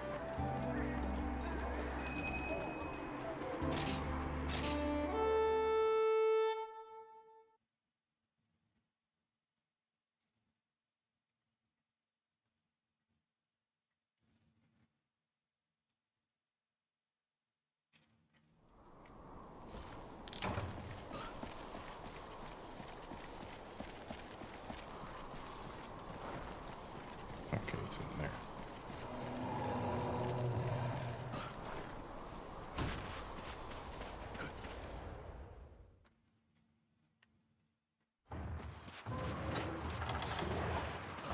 Behold, a monster that was not in base generations. Still amuses me that they added Baroth in GU. And, like, I get it, there were no deserts in Generations. But still, Baroth? Of all the monsters to add in an expansion, Baroth.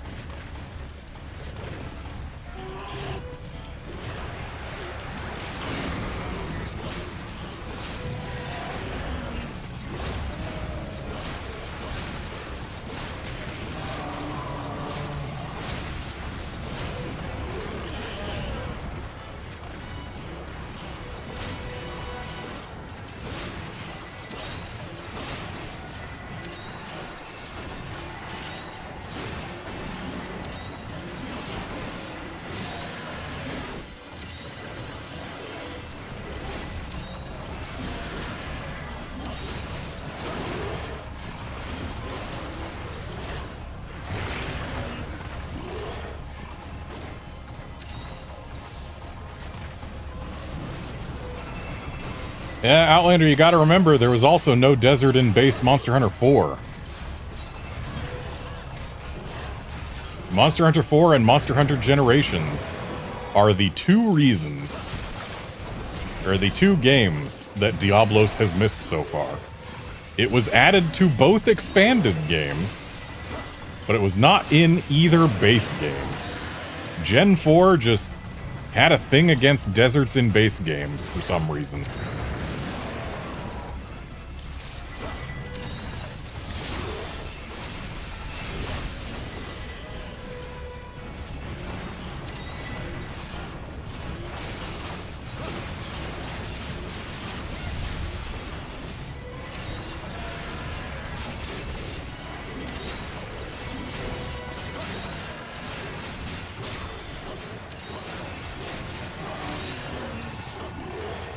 Still fascinates me that the dunes here is an update of the old desert from Gen 1.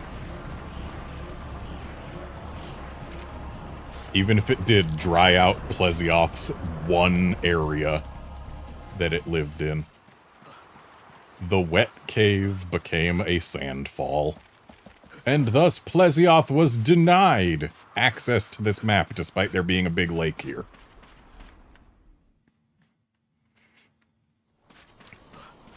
Though, honestly, having Plesioth in that cave was kind of stupid to begin with.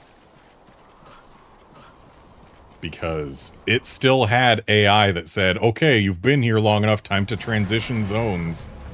So it would swim deep underwater and then try to leave the area. But then it had nowhere else to go, so it would just come right back, forgetting that the hunter was there and in combat. So you could just fish it out again.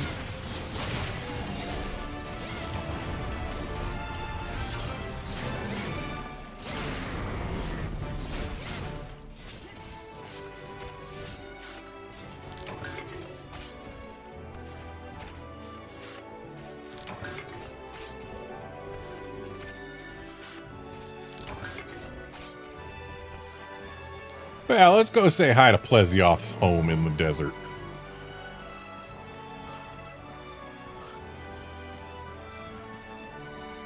Dose gave it a secondary to go to in the old desert? Yeah, it had a secondary to go to in the Gen 2 desert. The Gen 1 desert, which was still in Freedom Unite. Plesioth lived in this area and this area only. All this was water, and it would swim in the water. And yeah, it would try and leave the area going that direction, but then just come right back having forgotten that the hunter was here. It was so stupid.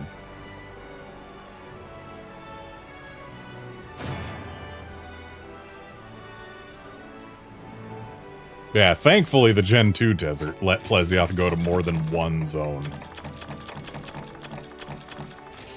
And I mean, it's not like Plesioth didn't have other zones it could be in Gen 1. It had the old jungle, which had, I think, 2 zones it could be in.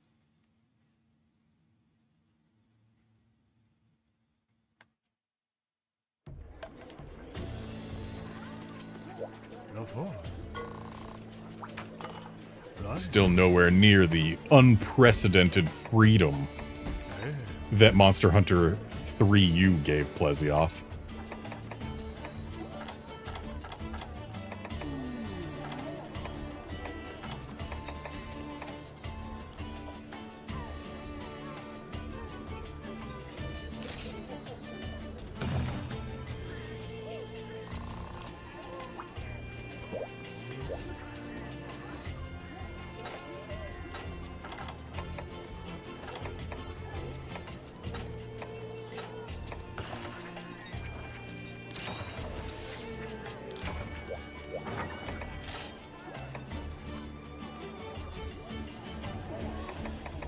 Oh, I do have a Joe set.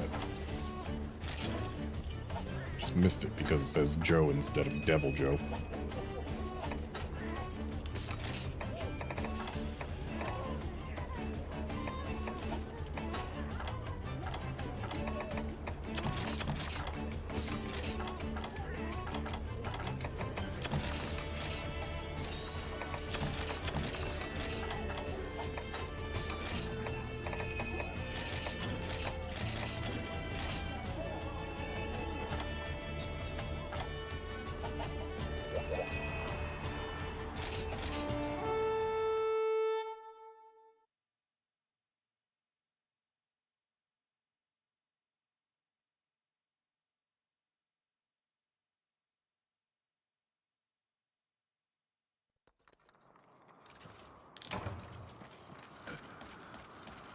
So one of them should be right through here. Behold, is monkey.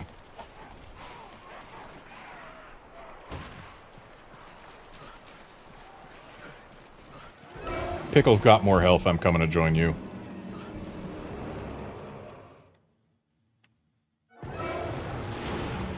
This pickle is not quite as big as the last one.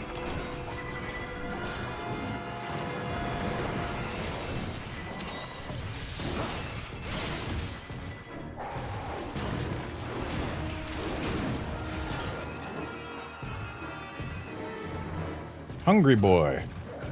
3 tail hits.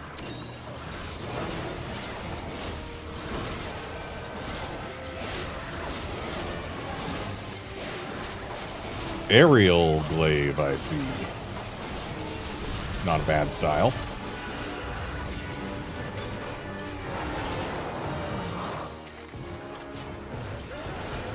I was never a fan of aerial glaive. Like, glaive is plenty able to do aerial stuff on its own, and the way aerial glaive's vault has so much forward momentum, I was never a fan.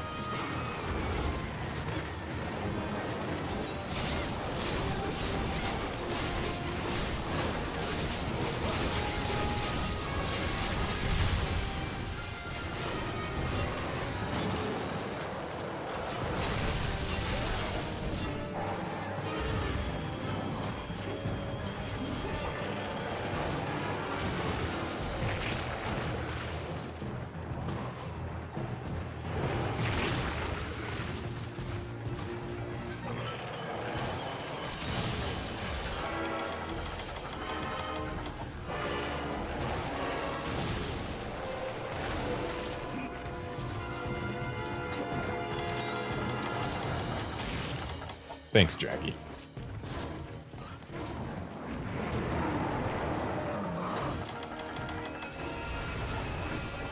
And here's Monkey.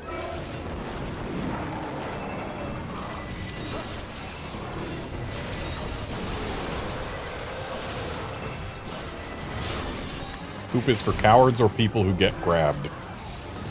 Doesn't work on monkeys anyway. Only works on the pickle.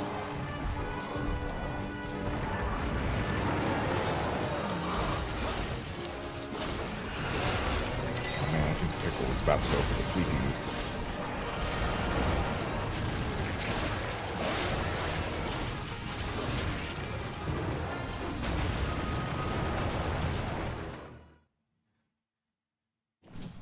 Good old classic Monster Hunter.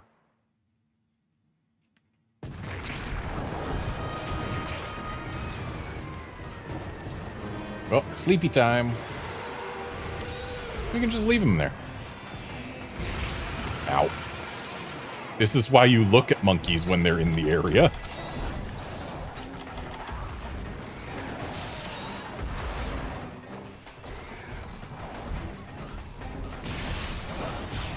Okay, monkey got to wake up, I think.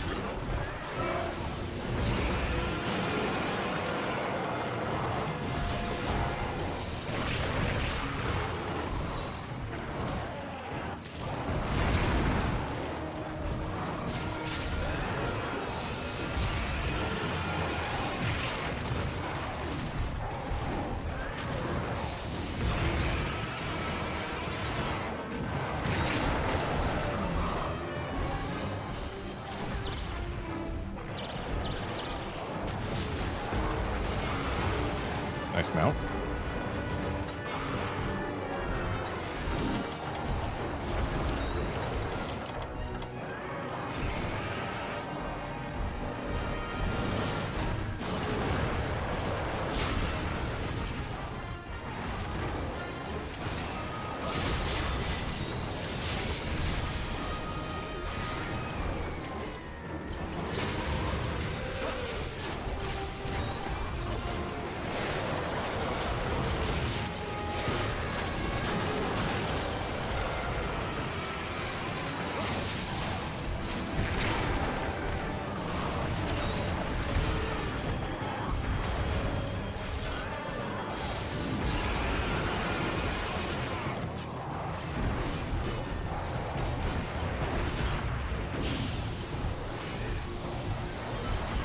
Hey, it wasn't a mistake.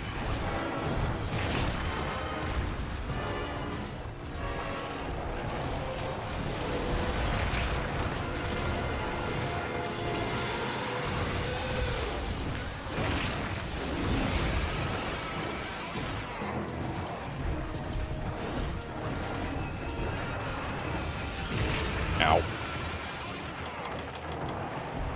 Let's just go ahead and use this.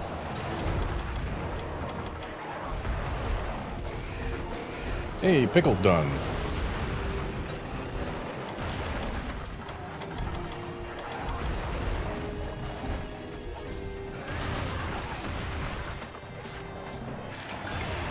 I'm just gonna trust the monkey to be nice.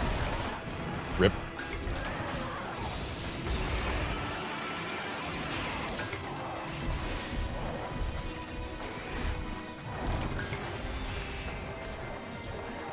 I'm astonished that my trust was well placed.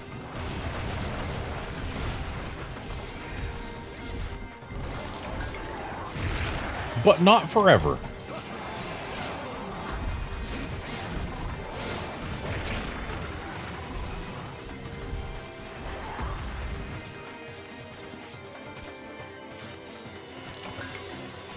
Goodbye, monkey.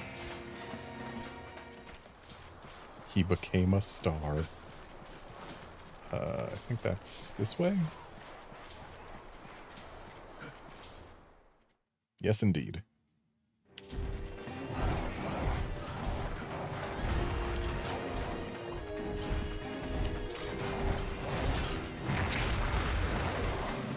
I let my demon riot die when I wasn't paying attention.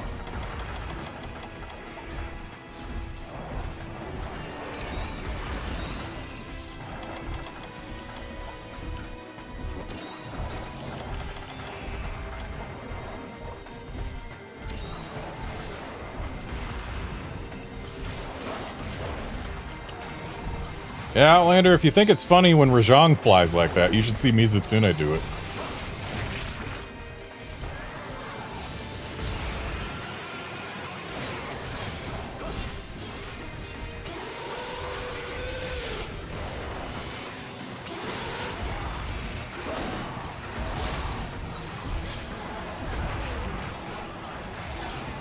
It's especially funny when Mizutsune does it, because Mizutsune jumps like that to get between the two beach areas of the jungle. You know, those areas that have a tunnel connecting them. He's too good for the tunnel and too good to swim. So he jumps into the air and flies like that to get between the two beach zones.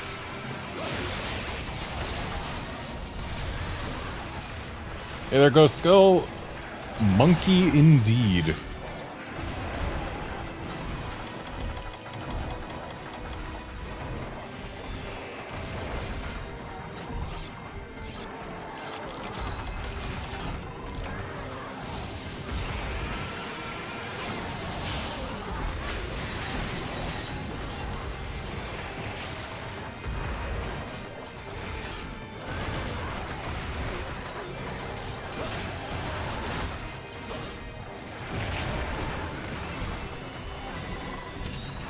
Limpy monkey.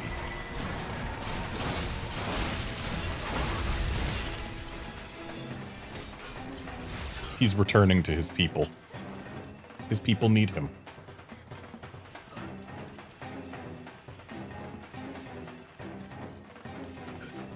Is he going to go into the mountain? He is. He went into the mountain.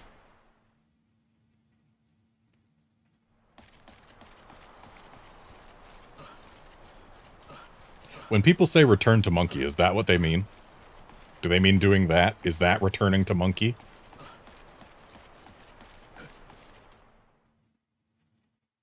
Jumping high into the air and then flying into a mountain?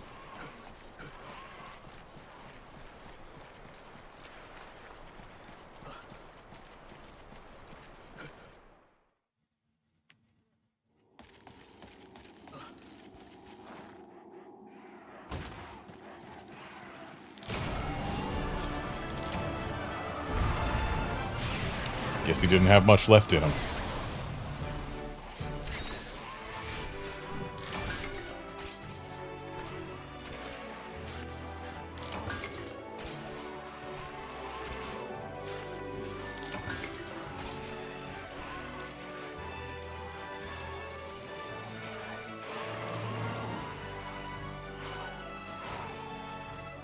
The Jaggies sure have a lot to say about this.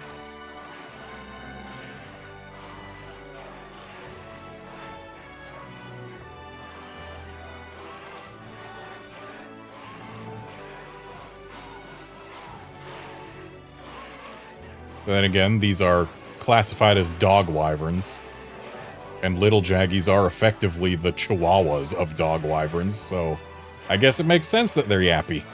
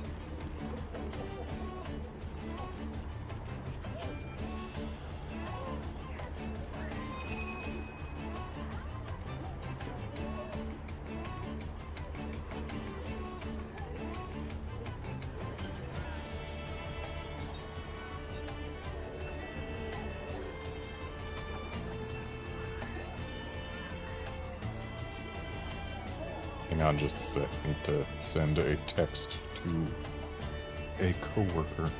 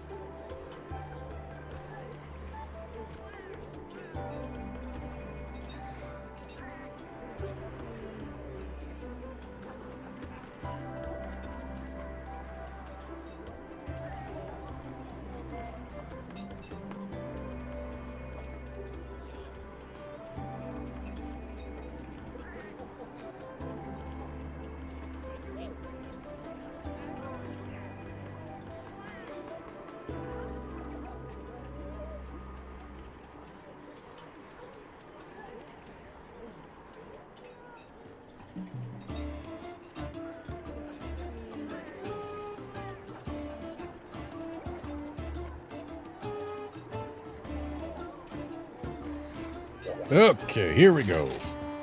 Time for wet monsters.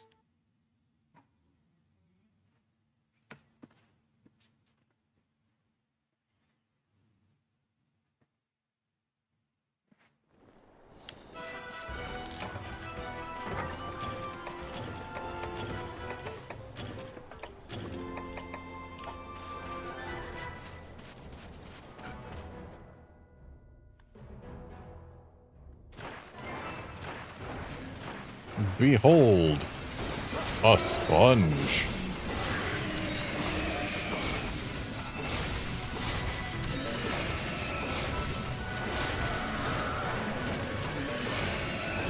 Something I will always remember about Royal Ludroth here is how the Japanese user base drew caricatures of it on Miiverse back for 3U or Tri-G rather.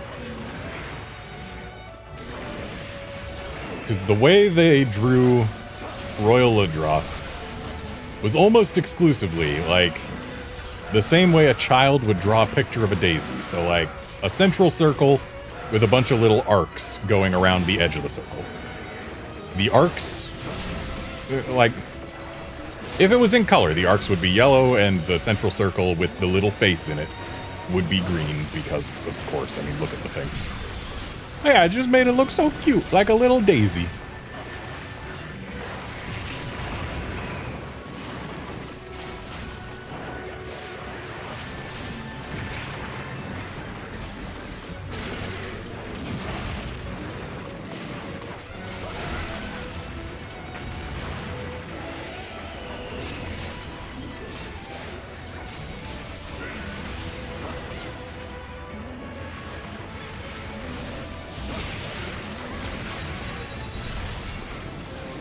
Sorry for launching you there.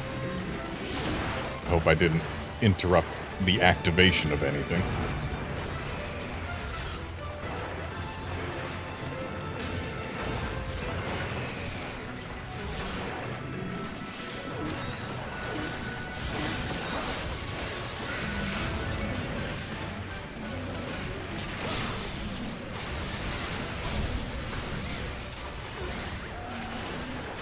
And goodbye, sponge lion.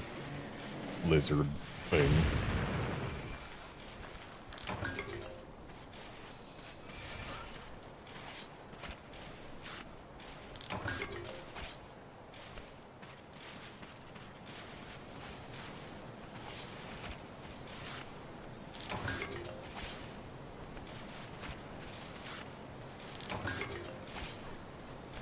common way for them to draw plesioth is also fairly amusing. If you are aware of goldfish crackers and what those look like, draw one of those, but then put big legs on it.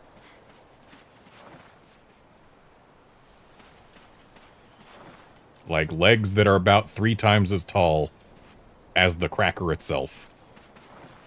And that is a common way that people represented plesioth on Miiverse.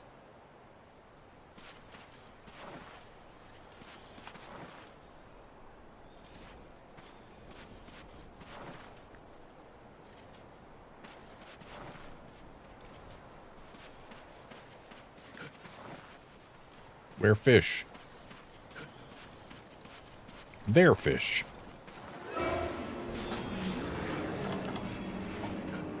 If only Sonics forced it out of the water. They don't do that in this game.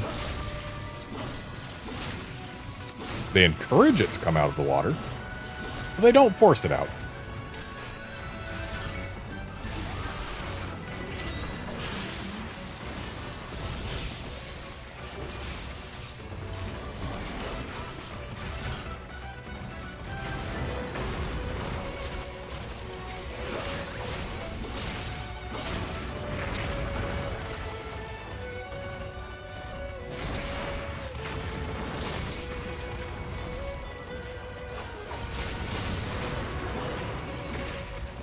I still kind of love how they handled Plesioth's notoriously terrible hitboxes in this game. They straight up just gave it hyperspace tackle.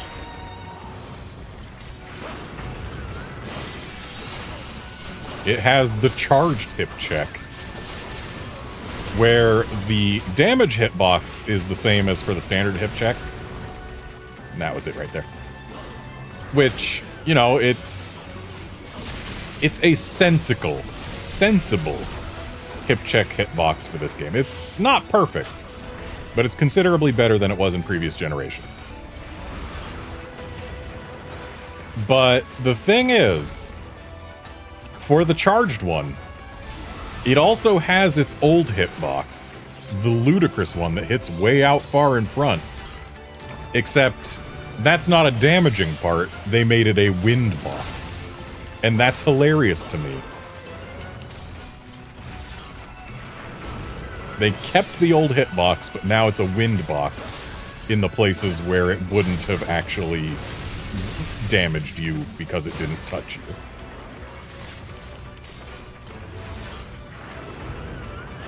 It's a great way to just show some respect to the source material while also making it a more pleasant fight.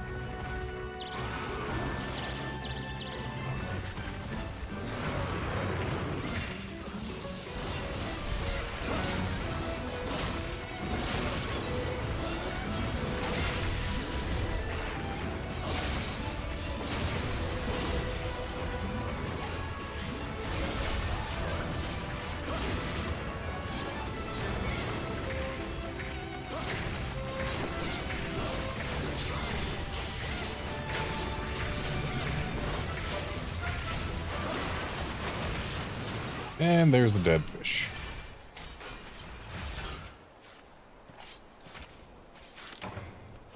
Oh, bye, Astrid. Thanks for coming by for the time you did.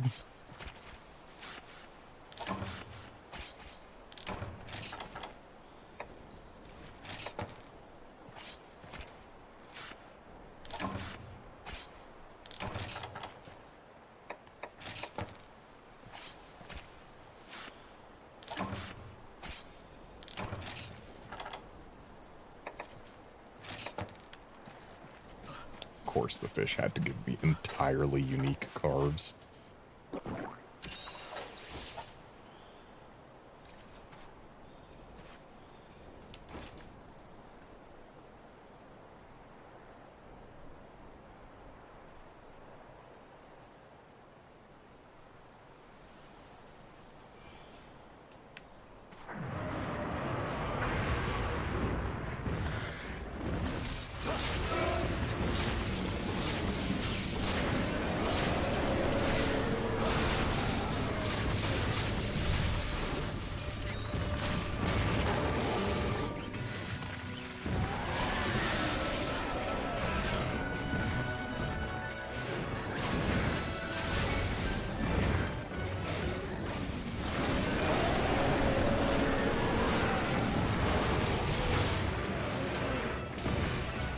Nice something break. I'm guessing chest. Yeah, chest.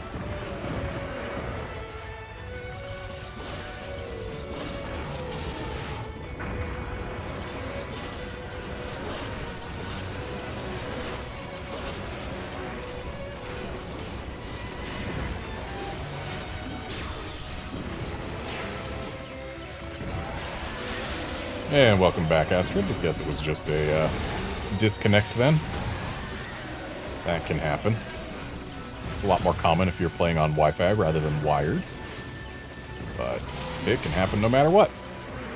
Such is the nature of modern communications technology.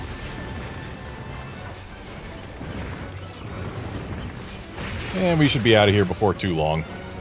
And then there will be more quests.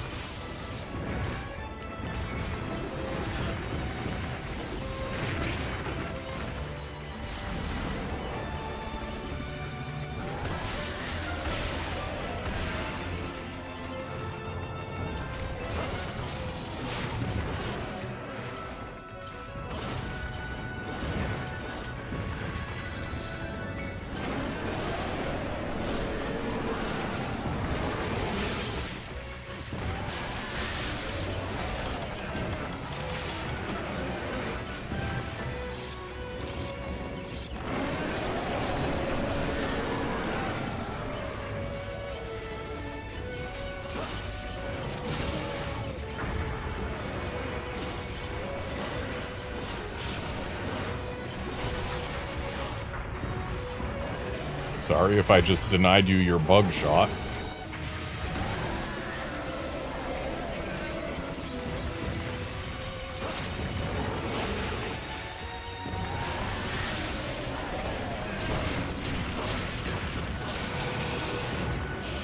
Nice flinch.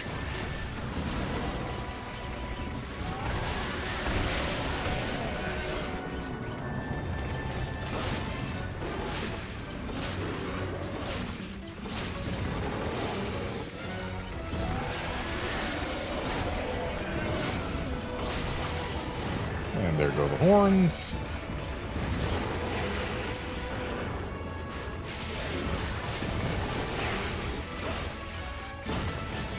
Oh, that was a good enrage. Kept me from getting very zapped.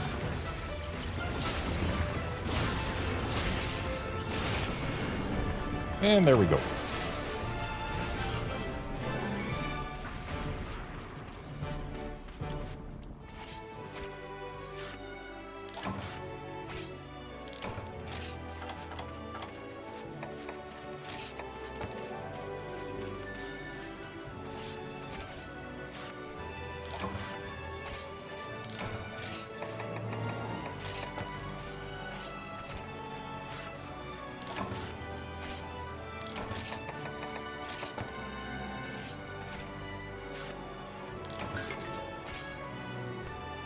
Hey, not every monster was made entirely out of unique parts. We got one repeated part across 3 monsters.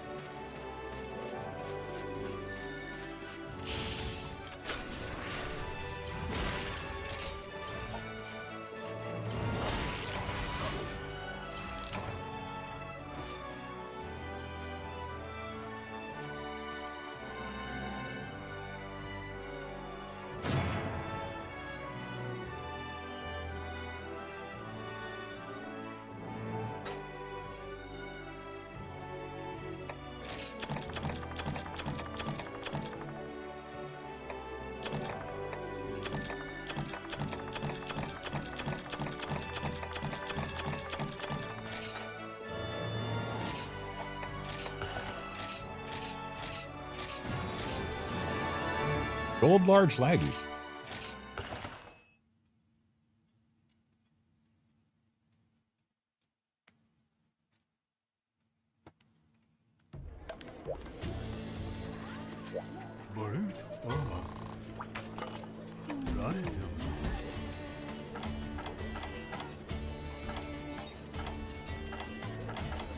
Wow, we've already done 11 quests today.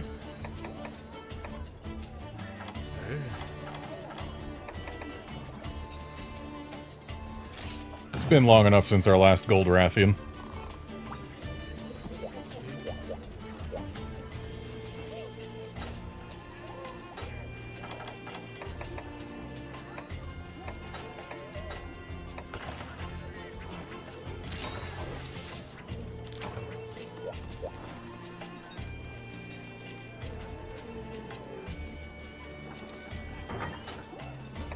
Wait, Plesioth had pink scales and purple scales in Dose?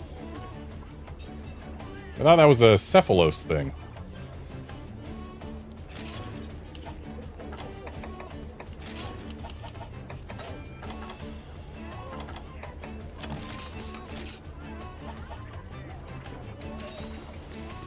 Yeah, that's what it is, yeah.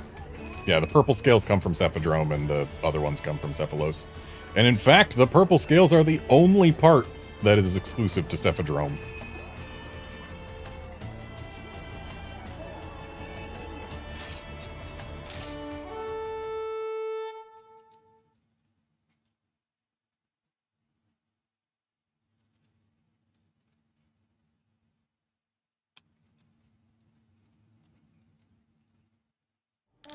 How nice of the Jurassic Frontier researcher to have a Mufa deliver our quest for us, verbally.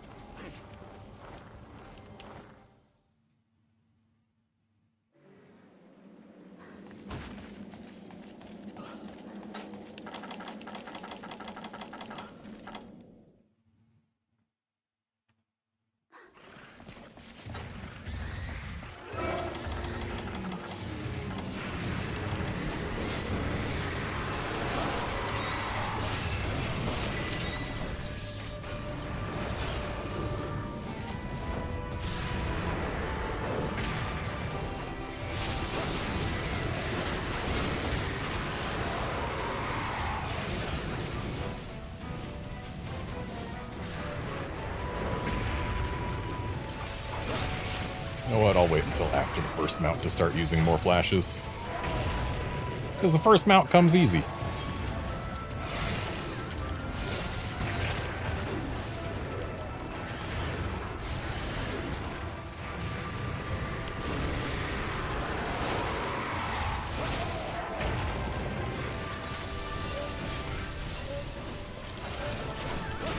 Sorry for launching you.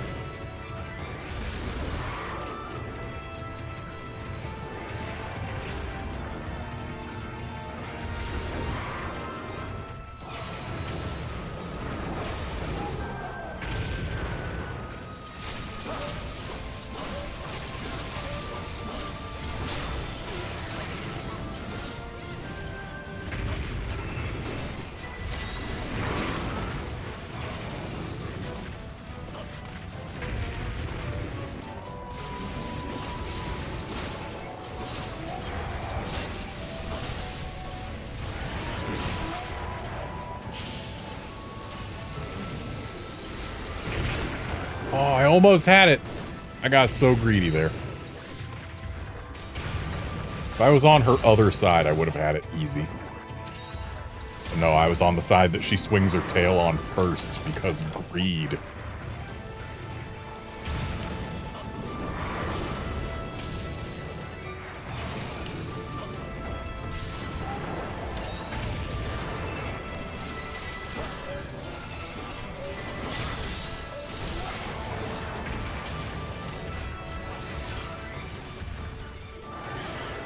Amazing how much faster we got her tail off on this quest than we did on the double Wraths one.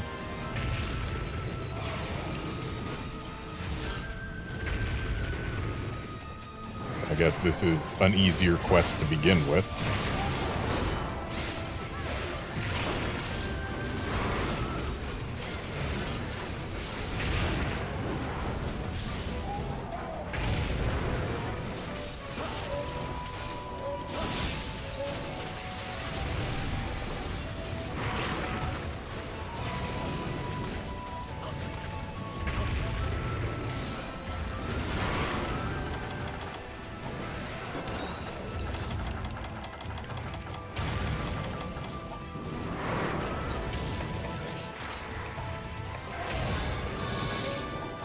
Nice mount.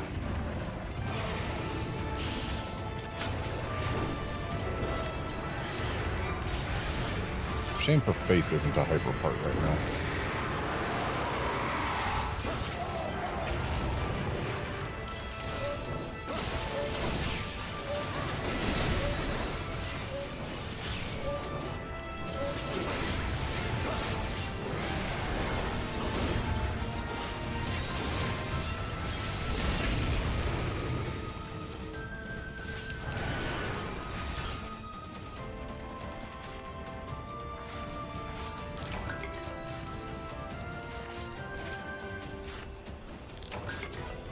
Welcome in, Ghost Skull.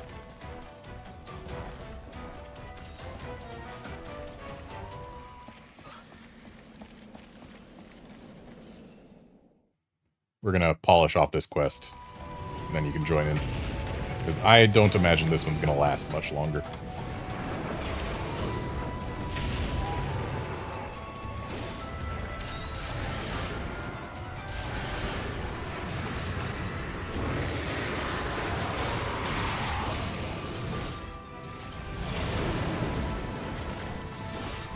Still no hyperface.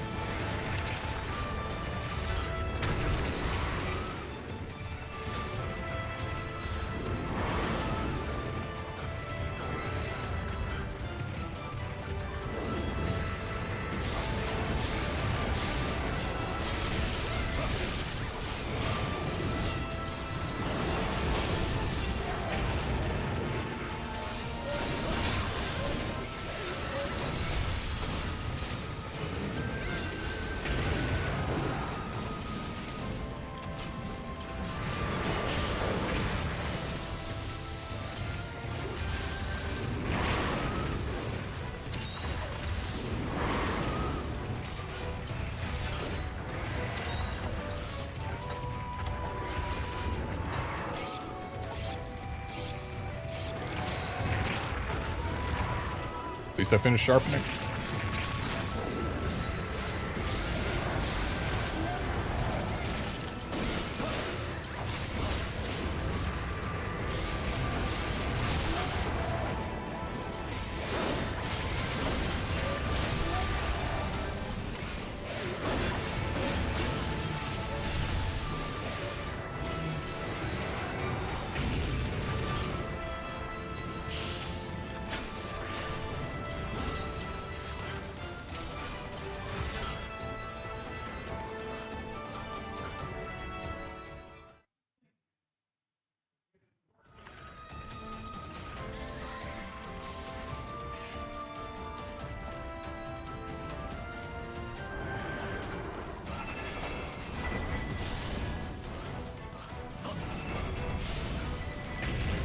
Guess she can't be flashed while she's landing from an area transition.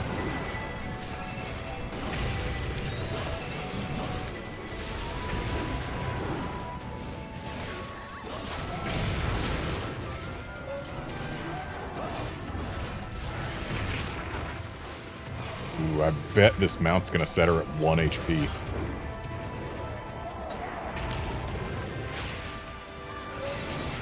Nope. More than 1. Because mounts cannot kill, but they can bring a monster down to 1 HP. So sometimes it's fun if you mount a monster that's already limped away before, to just try giving them a kick to the face when they're down. Because sometimes you will get a kill that way.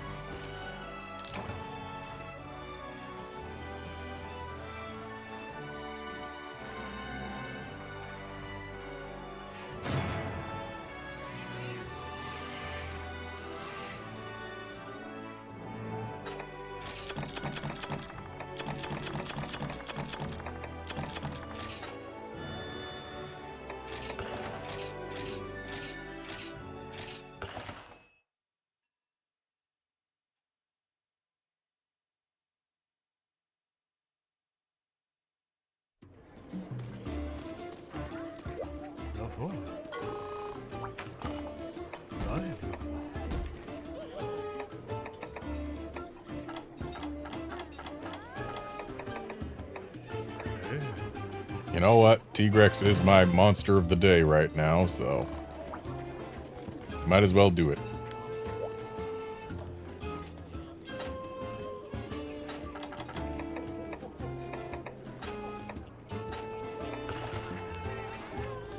Actually, hang on. I got Feline Insomniac. Never mind, we are doing a different quest to take advantage of my food skill. It's not going to matter at all, but I mean, there's a chance.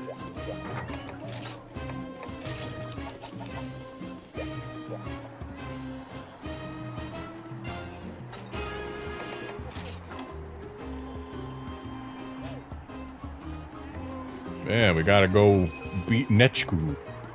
Or at least a monster that looks like it.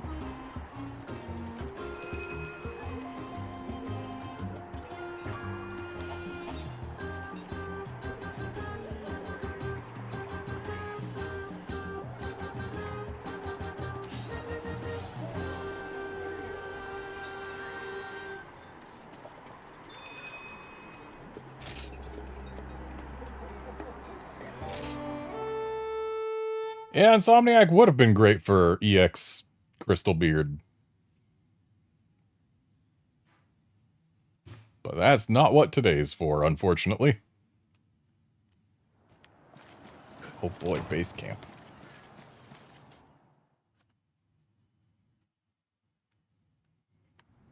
Still find it fascinating that they put us in the C-Deus base camp. Okay, and I believe Malfestio starts over here.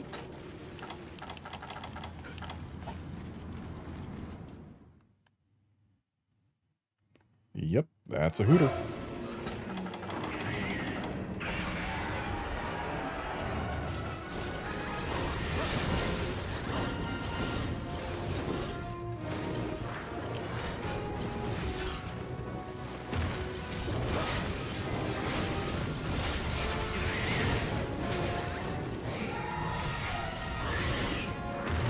Nice.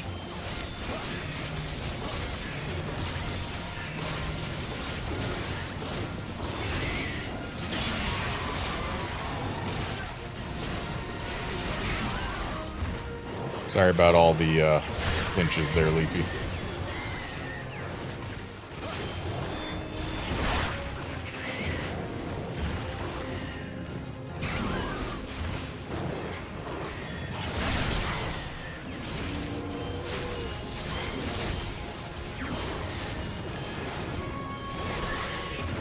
Nice.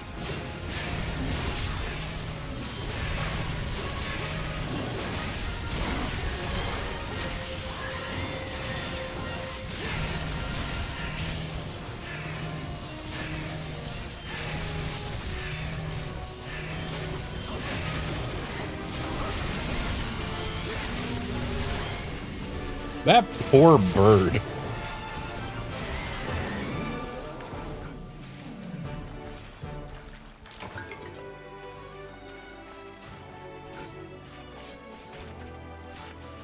Also, yeah, Insomniac did not matter in the slightest.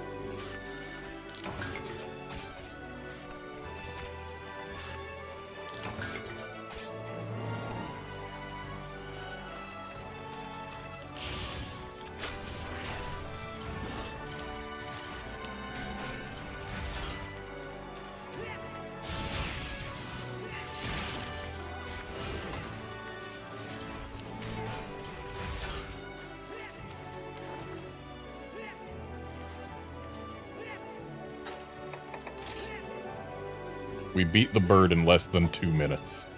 And no one started in the same area as it. That poor bird.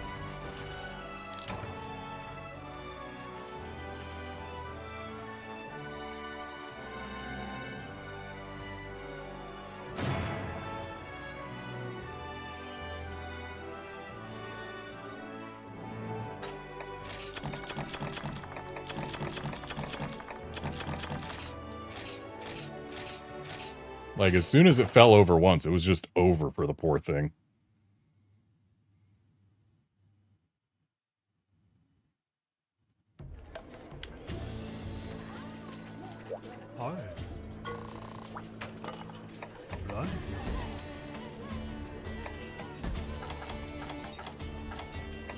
Okay, this time for reals. Tigrex.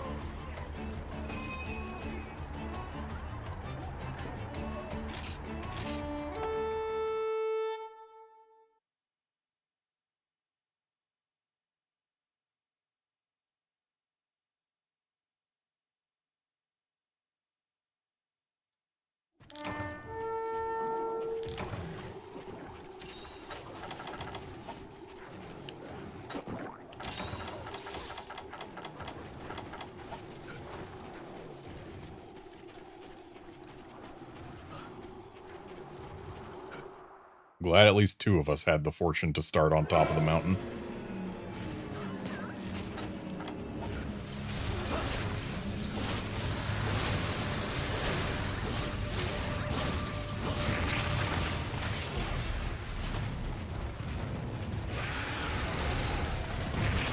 It's been so long since I've heard Tigrex's theme.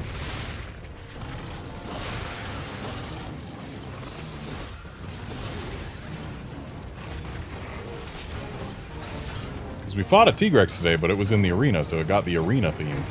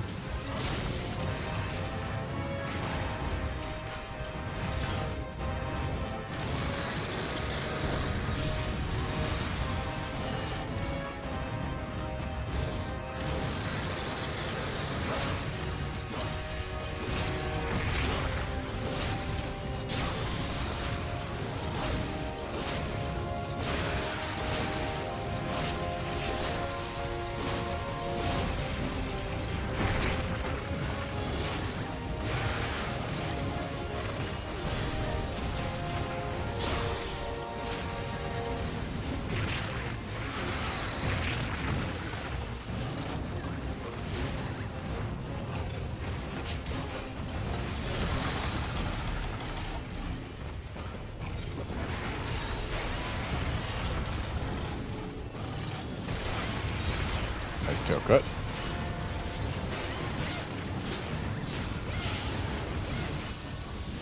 One of those tail cuts that looked convincing.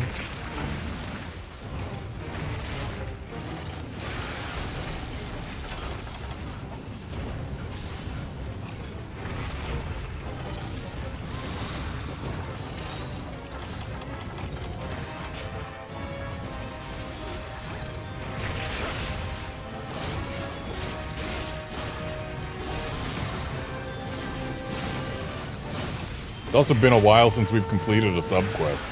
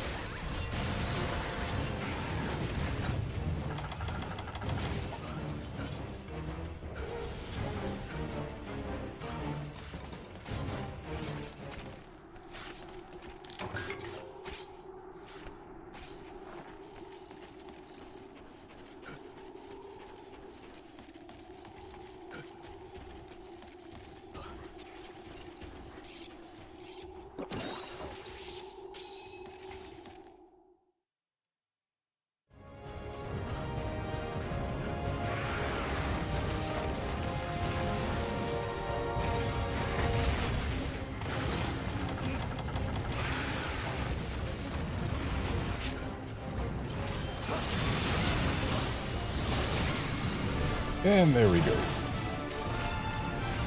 You know, something that has always bothered me about this map. Always bothered me.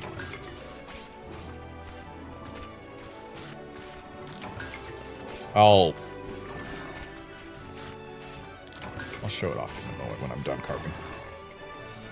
See, there's a mountain right there. We are going north. That mountain is kind of to our side.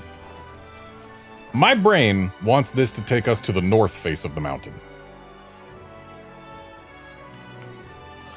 But no, it takes us to the south face of the mountain.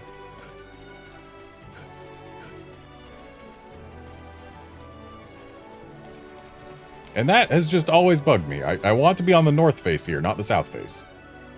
And then, like, when we're down here, the mountain's up there, and we go this way, we should get to the north face, right? No, we get to the south face. And it just bothers me. Because, like, you can look down there, and you don't see any of the areas that we were in on the way up here, despite them all being south of here and this being the south face.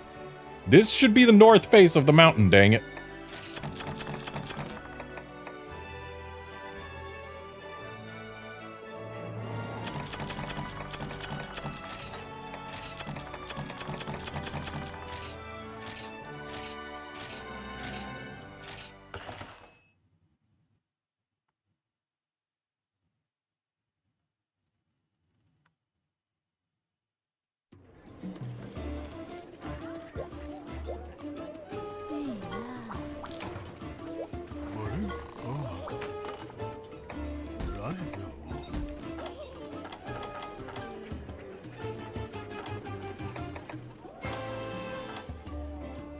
Okay, I think it's time for our last pickles of the day. And in fact, our last pickles that get me check marks. Well, maybe not ever, because I do still actually have a few village quests to do. I don't know what's in those off the top of my head. But certainly the last multiplayer pickles that will get me check marks in this game.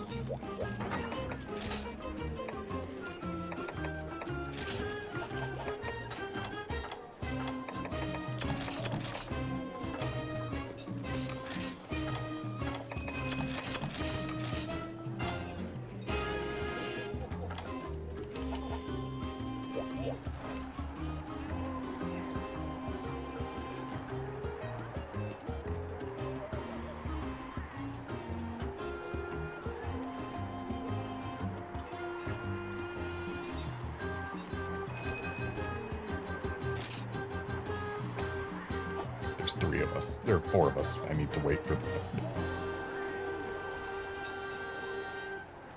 Almost went, oh yeah, that's two, let's go. But that's not what we do right now.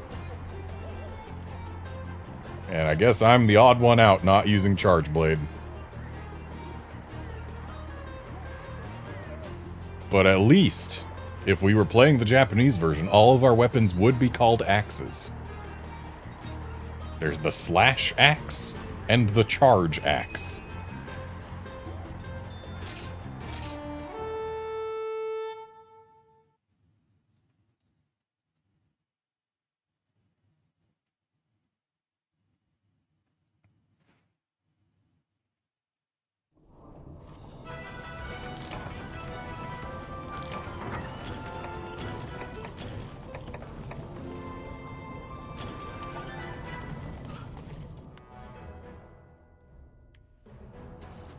And yes, this is indeed going to be pin heavy.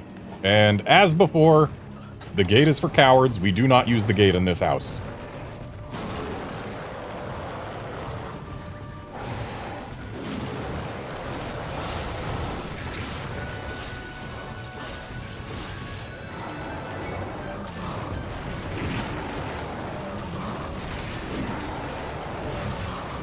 And at least they let us wear clothes in this quest. Because there have been Double Devil Joe arena quests in which we were not allowed to wear clothes.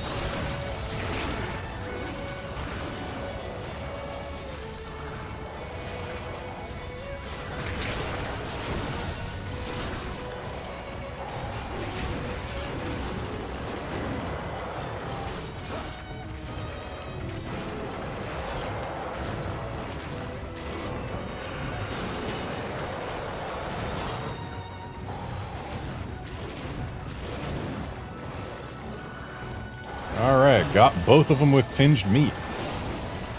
That's great. I love that it worked on both of them. It was entirely possible that we could have had one just take all the tinged meat. But no, we got maximum para value here.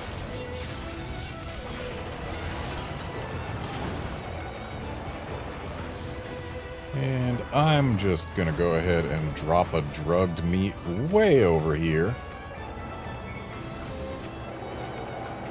And if anyone smells it, they are welcome to it.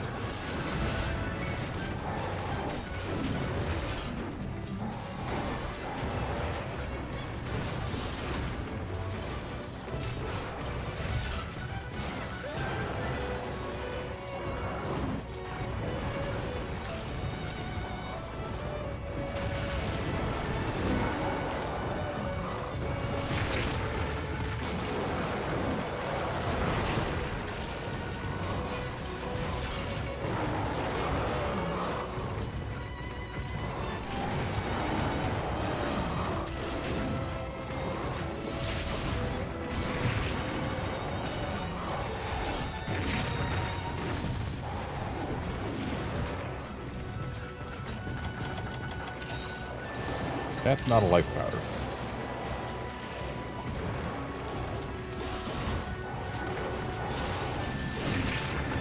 I saw someone put down a tinged meat. Unfortunately, the pickles are both unable to be paralyzed by those now. Unless you've got a para weapon to supplement it.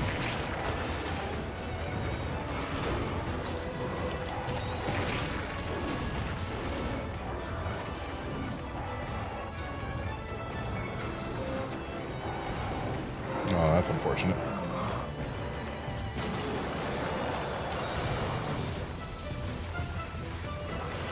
Oh, we got a pickle sleeping over there. Let him sleep.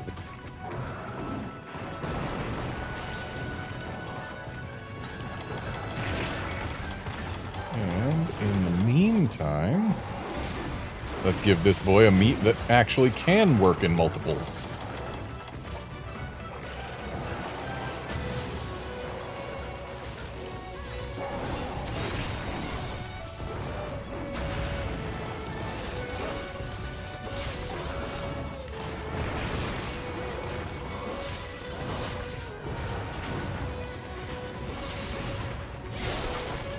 Nice face break.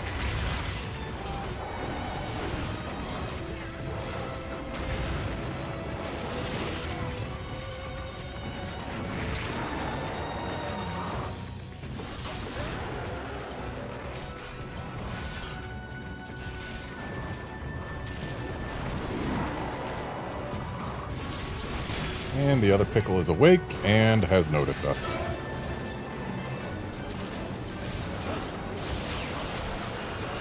But we got a tail.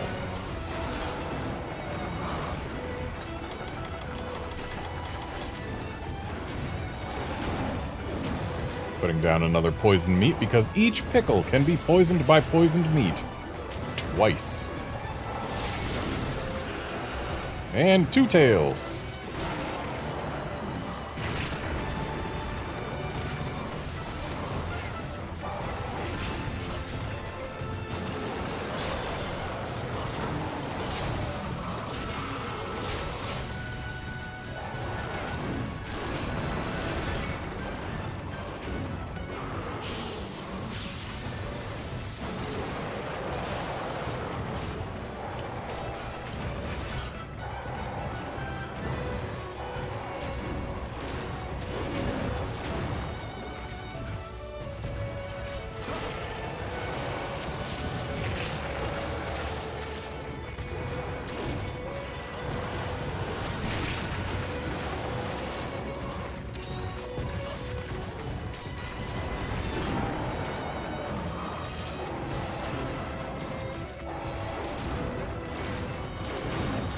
I've said it before, I'll say it again. I made a chart where I basically assigned values to the efficacy of all the statuses against each monster based on assumptions of like how many points would be applied over a given amount of time, how much their resistance would increase, etc., etc. So like I tried to give a total relative value for each status on each monster. And there were 3, I believe, monsters who were so weak to poison that I actually had to create a new ranking above S if I didn't want the curve to be thrown off so hard that the average rank was a D.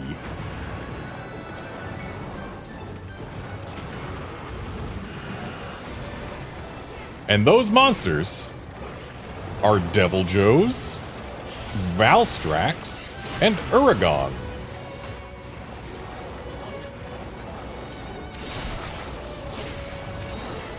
And like, case in point, how weak Deviljo is to poison.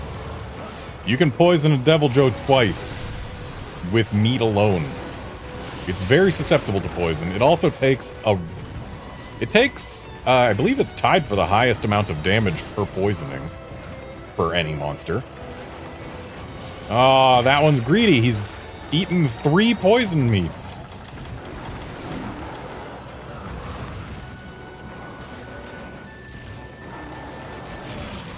Yeah, he's got all that going. He takes a lot of poison damage. He takes the damage quickly. It only lasts 30 seconds. And yeah, Deviljos are incredibly weak to poison.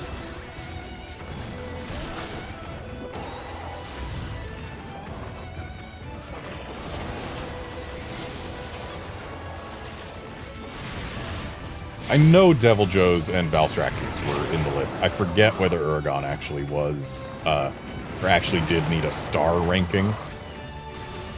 But Deviljos and Valstrax absolutely did need the star.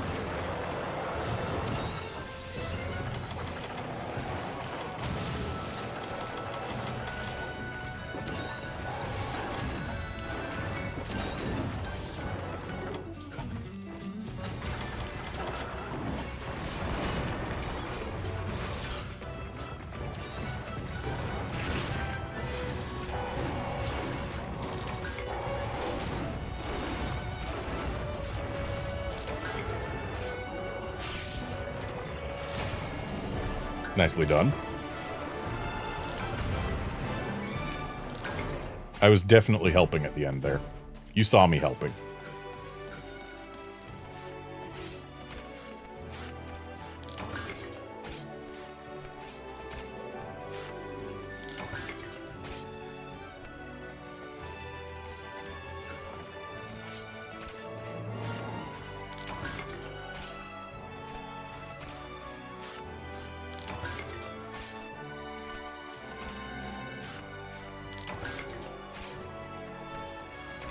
Outlander, there are a select few monsters that status meats work on, and some will be much more likely than others to eat them. There are actually some monsters who will eat status meats, but only if they're not in combat, which makes it real tough to actually use them. Those monsters include Glavenus and Najarala, according to the guidebooks. But I've never personally witnessed those. But like Tigrex will be willing to eat a status meat, specifically if he is tired, and he's much more likely to if he is alone in an area.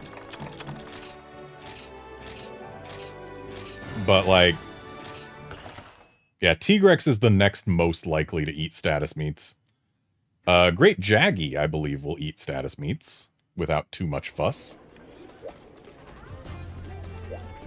Odogaron will readily eat them.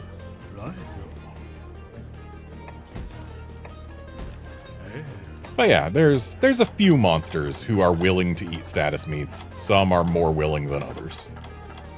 Deviljo, prior to World, is the most willing to eat them.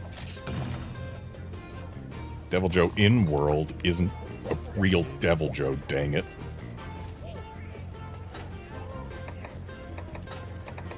Wraths also will supposedly eat status meats if they are not in combat, at least in Gen 4 and earlier. I can't confirm that. I have never seen them do it.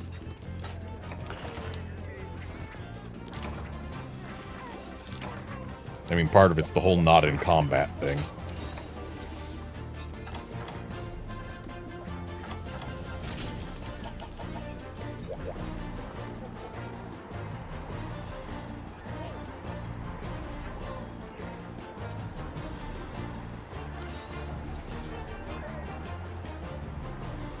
I think Kurapeko also eats status meats.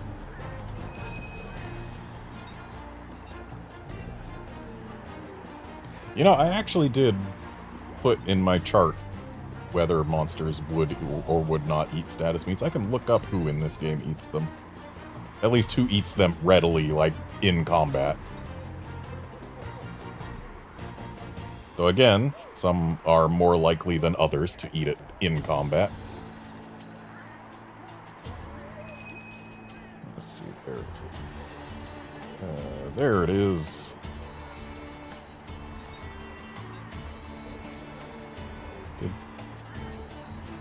Seriously? Okay, that's not the right version. Yeah,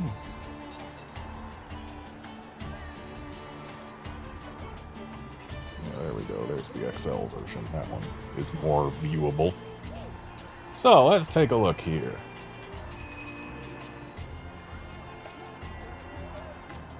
Who eats meats? Oh, this thing broke. It doesn't have the pictures anymore. Okay, I need to find the ping version. There it is. There it is. I found it. I found it. I found it. Okay, who will eat meat? The Argeroses will eat meat. Blangonga will eat meat. Congalala will eat meat. Pickles will eat meat. Gendrome and Geodrome will eat meat. Great Macau eats meat. Iodrome eats meat. Tigrexes eat meat. And Velocidrome eats meat in this game. And that's it. At least for monsters that are willing to eat meat during combat.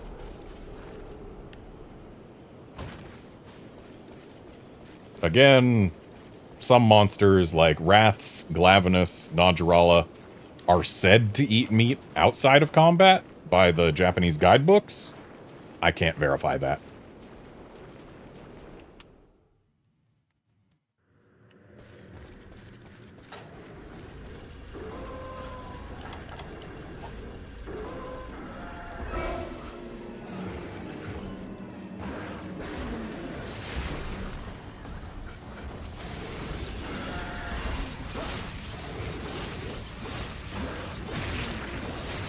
One of my cats is now trying very hard to share her wisdom with chat. We'll see if that ends up resulting in any wisdom being shared.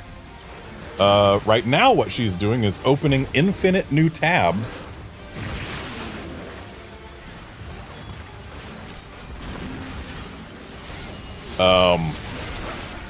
Wow, she, Oh, those weren't new tabs. She was trying to share my stream via email, opening infinite new emails. Literally, she opened enough to crash my email program. Good job, Cat.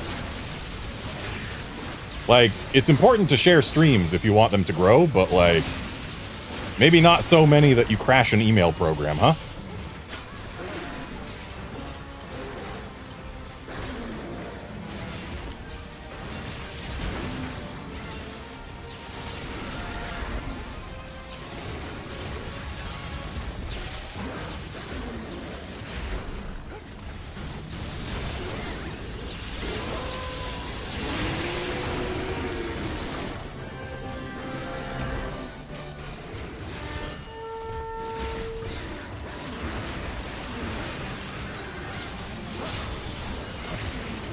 Literally had to force quit my email program to make it stop trying to get back on top of browser that I am using to monitor the stream.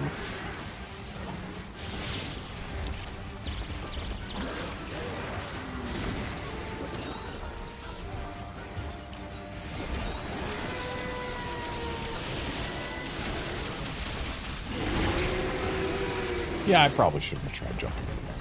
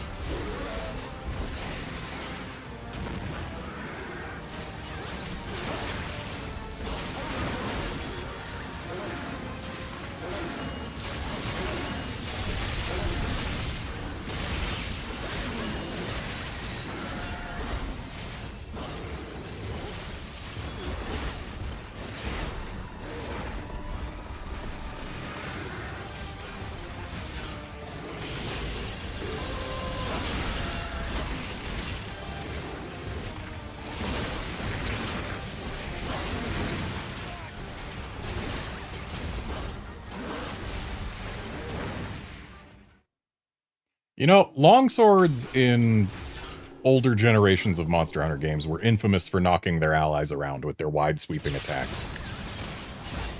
But from my experience in these streams, it seems like it's more likely to go the other way. I have been knocking longswords around way too much, and I feel bad for it.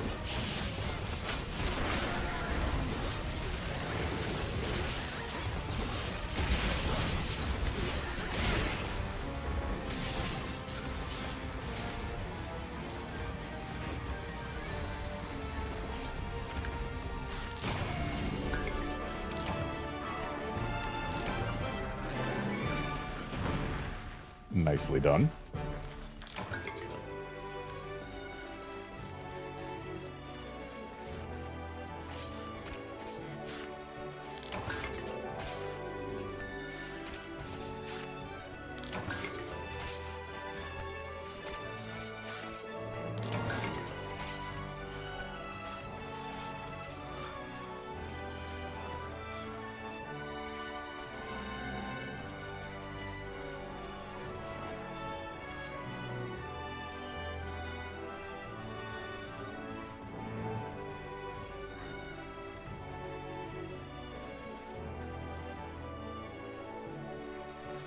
Outlander, I consider that slander. Switch Axe does not knock everyone around.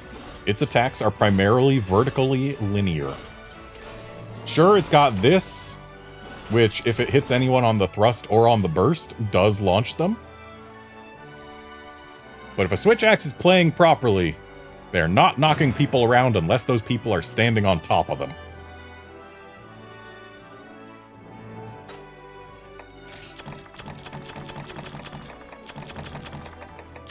But Switch Axe does have an advantage over Longsword in having super armor whenever it's attacking.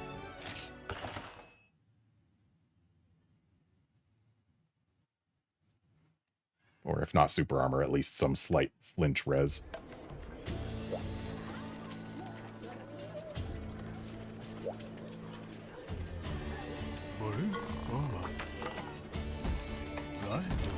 Right, we're doing high rank events because I'm already done with G rank events. I need to stop going to G rank. And looks like we've only got 2 left, so let's do both of those and then call it a stream. We'll do the final Hyper Monster event quest.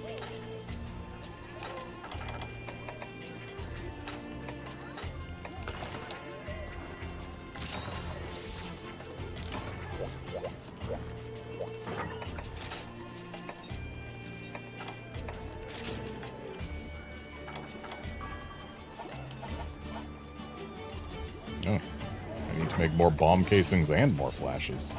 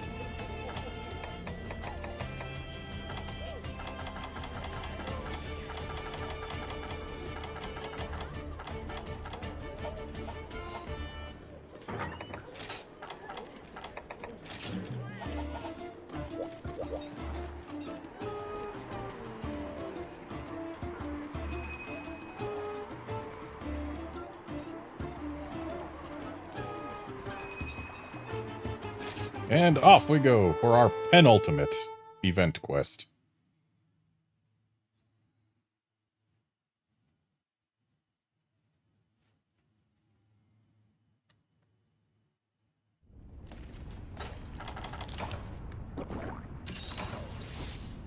So I believe he starts in the donut. Oh, looks like someone got Unlucky Cat or whatever it's called. He does not start in the donut.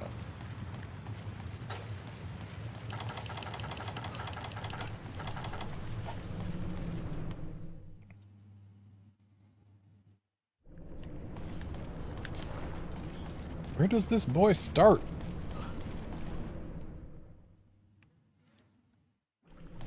Is he in Lavazioth land?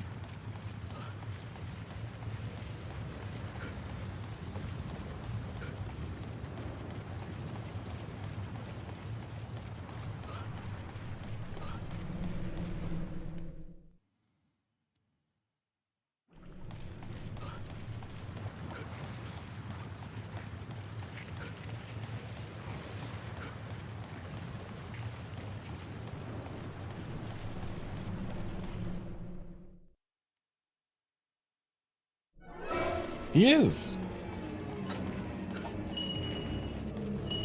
I remember Dread King starting here. I do not remember Standard Rathalos starting here.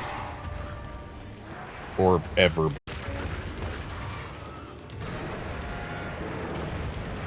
And hopefully with a better frame rate than my OBS stream preview has.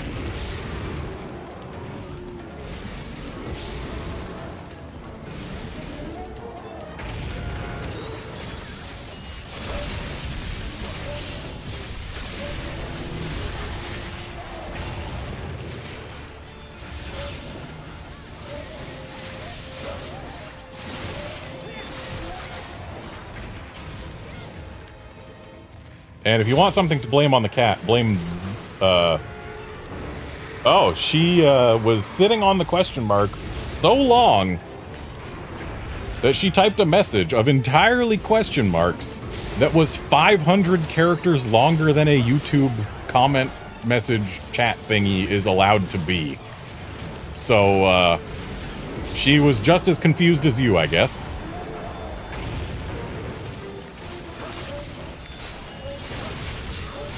Sorry for launching you.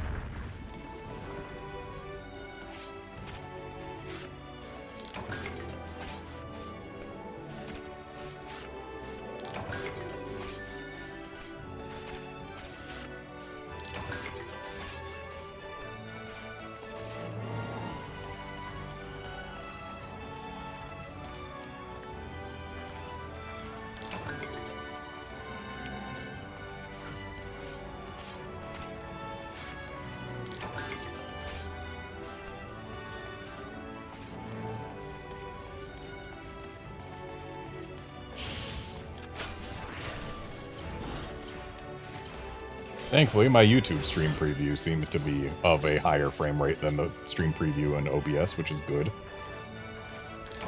OBS seems to be dropping something like every other frame.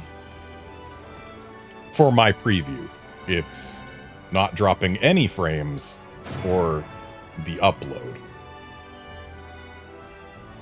It's weird. And we've got a cat trying to send a message again. Can you please get off my keyboard?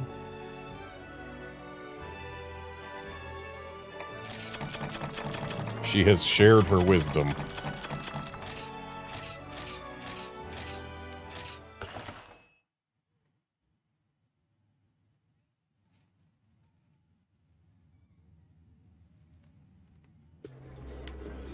Okay, time for the last quest of the stream.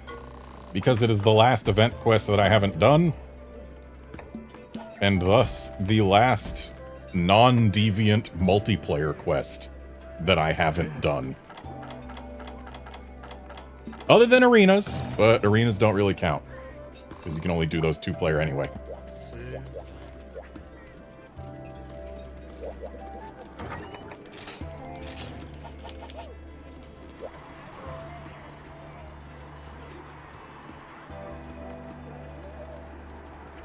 Cat, please, no.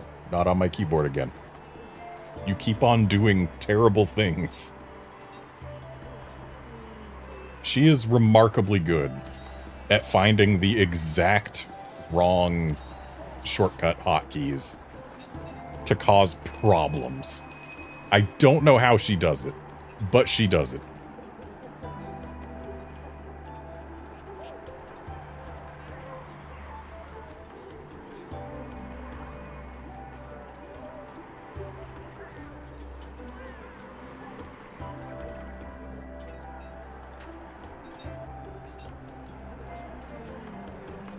No, please. Not keyboard. I know you're hungry, but your dinner time's not for another 40 minutes, Cat. It's the same time every day. I don't know why you think you get fed on a 23-hour schedule, but you don't. She gets fed every 24 hours. Same time every day. But every day, an hour before food time, she comes to me and starts complaining about the lack of food. Mind you, she always, and I mean always, has dry food available. It is specifically her wet food that she is complaining about not having. That's a big Basarios.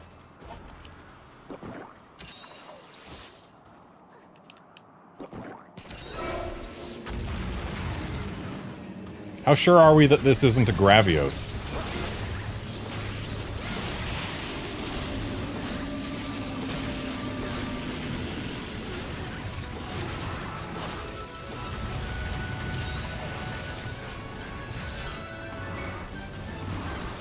This is gonna be the biggest nubbin I've ever seen.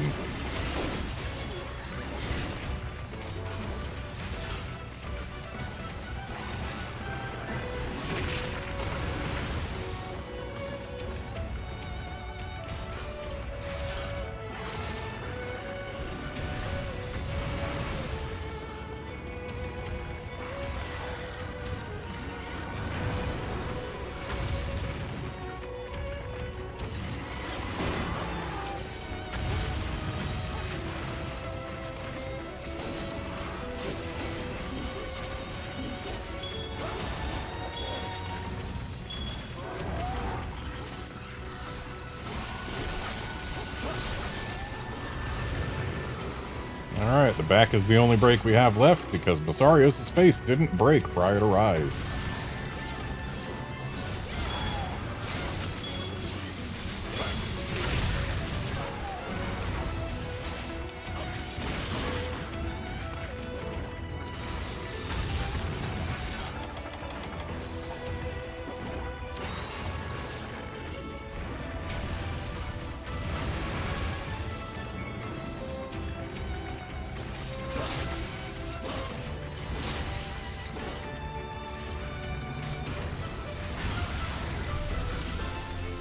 Rip bombs.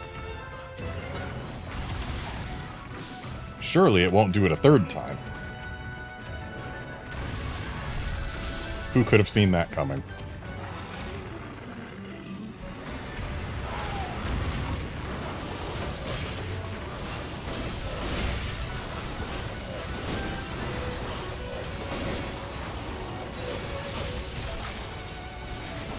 Sounds like we got the back break. And there we go. Quest clear. All event quests complete.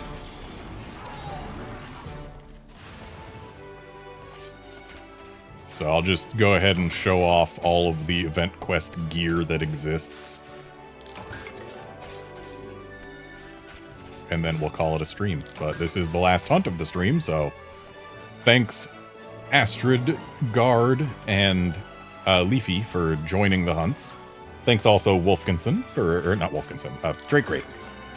Sorry, those two are both regulars, but thanks also Drake Great for joining the hunts earlier on.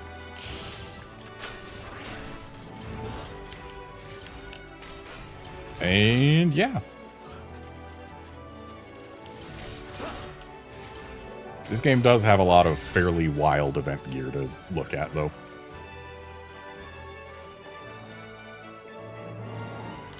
I think I've got a full chakra set that I can use to not have the event equipment be obscured by anything.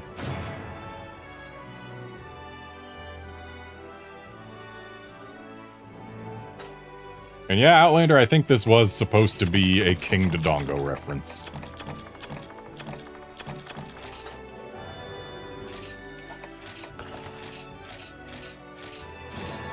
Whoa, what do you know? It was gold large.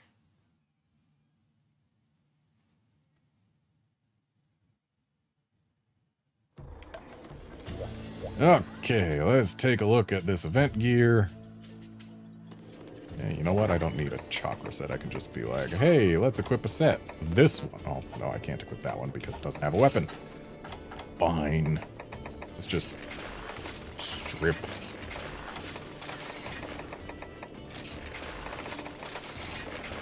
There. And let's actually equip a weapon that is less standy-outy. Is this the... No.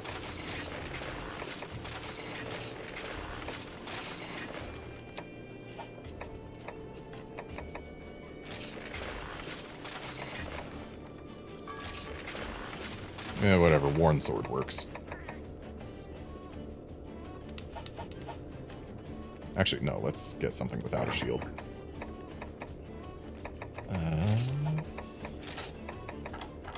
Let's go with some dual blades. Those are small.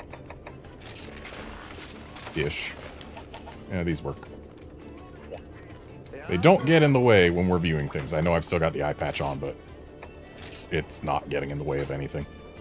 So, for the headgear, I believe the, yeah, the helmets are, well, there's no difference between Blade Master and Gunner because, well, they're equipable by everyone. But anyway, so we've got the jump pirate and buccaneer stuff.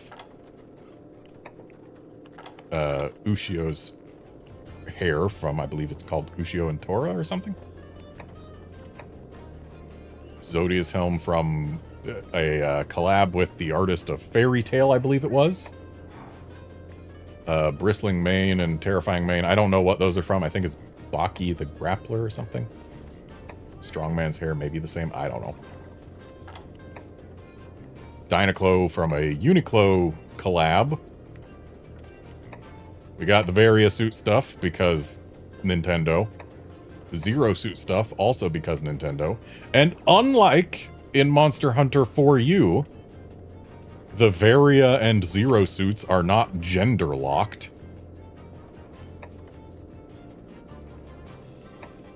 And we got Link's hat. There's the Marth hair.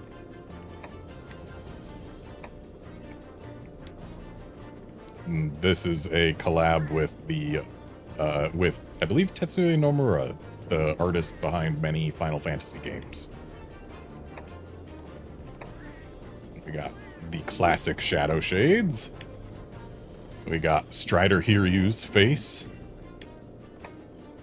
A case-closed collab with the criminal head here. I don't know what the Garo stuff is from. Probably from something called Garo, I would imagine, but I don't know. And then Breath of the Wild stuff, because, of course. And then if we look at the chests, there's a few more. Let's resort so it's only showing the ones that I can put on because they're identical between Blade Master and Gunner anyway. And this way I have to press the down button fewer times. So, more jump, pirate, and buccaneer stuff. More of the Zodius equipment. We got a new jacket. Complete with a tiger and Mount Fuji on the back. Another jacket, this time with a skull and some text that is too small and low res for me to read at this distance. We got some surprisingly shiny fabric over a very muscular torso. And then a surprisingly shiny skin on very muscular torso. And here we got the Dynaclo coat. Once again, that's a Uniqlo collab. Various suit armor. Zero suit body. And there's our Link tunic. Our Marth chest piece. The Nomura chest piece. This is supposed to, like, represent traditional Final Fantasy villain chaos. Another rider jacket, this one in white.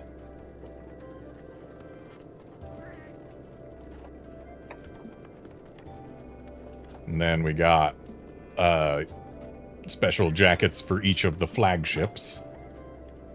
Except they didn't localize the name of the Cross Dino jacket to Cross Glav jacket. Because in... And yet they do have it say MHGen on the back instead of MHX.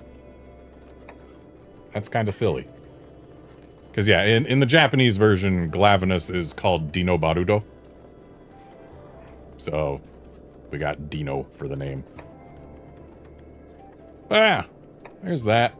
There's the Strider chest. Criminal suit for cased closed again. Garo plate. Link's tunic from Breath of the Wild. And then we got some double cross jackets for the double cross flagships. We got the Valstrax and we got the Bloodbath. And then if we go to the arms, pirate stuff, Buccaneer stuff, Zodius stuff. Look at them wristbands. And I guess slightly more defined hands. Can't really see the hands very well in the other stuff, but yeah, those hands definitely look like they got more definition to them.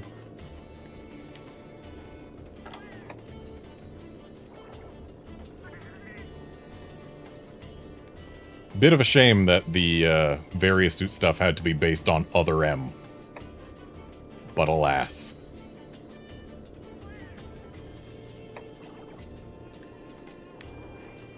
And Link's gloves and Marth's gloves. Ooh, look at those claws.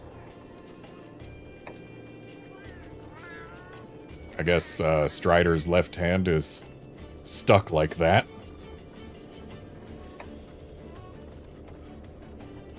Criminal gloves. And there's the Breath of the Wild gloves. And now let's look at waists. There are fewer of these, I guess. Pirate, Buccaneer, Zodius, Booyah belt. Goes with, like, some of those jackets. It, doesn't quite touch the model.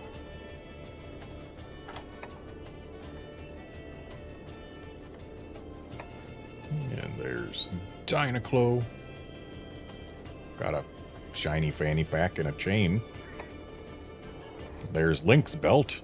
It's just 2 belt pouches on the back. There's no actual belt here. But Marth has 2 belts. And there's the Strider belt. Garo and... Oh, Link's got a new belt. This time with smaller belt pouches more to the side and a Sheikah slate. But again, no actual belt. Link, you gotta... If you're gonna call it a belt, you need to have a belt. And now for the legs. Pirate, fancy. Buccaneer. Eh. Zodius Greaves are sequiny.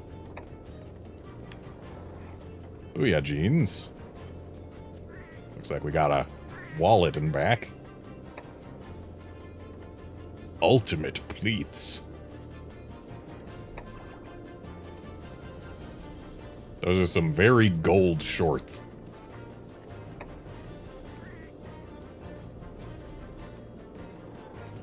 There's the Dynaclo, there's the Very Suit legs. Zero Suit legs. Link's legs. Kind of interesting that the hero's belt doesn't have a belt, but the hero's boots do have a belt. Meanwhile, Marth gets a third belt with the Lodestar boots.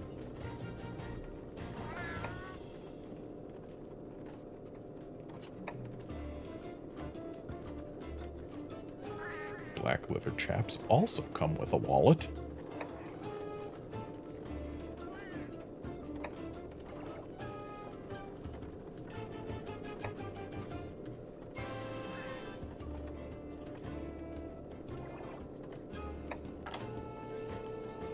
And there's the Hylian footwear for Breath of the Wildling.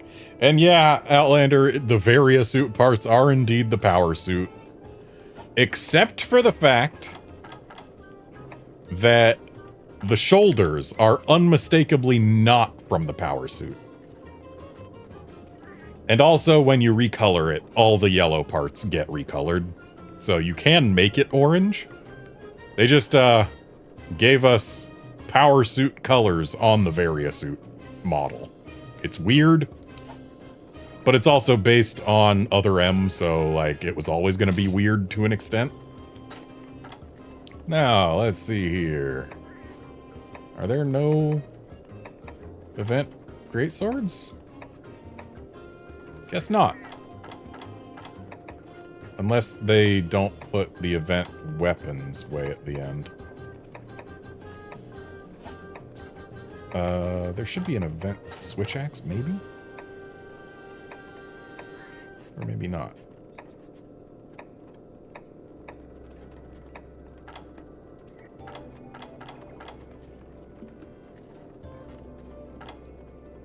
Oh, I guess the switch axes are with the... or the weapons are mixed in with the non-event ones. That's lame and annoying.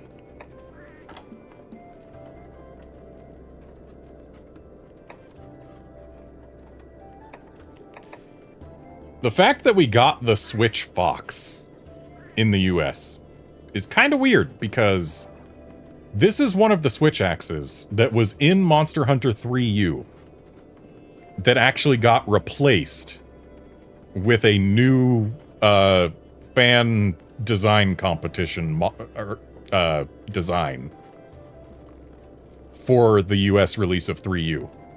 Because this weapon, as you see it right here, was in Monster Hunter Tri-G, but they didn't get the license to use it in 3U.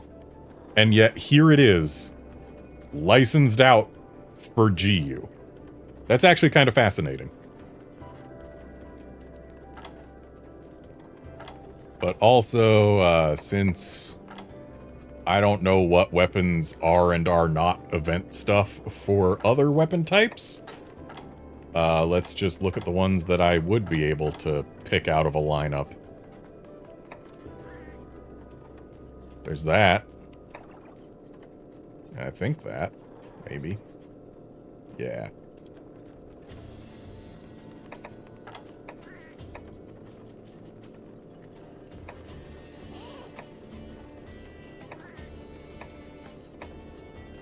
Yeah, I don't know enough about the various weapons to pick out the event ones out of a lineup, but whatever. I've shown the event armors, and that's something.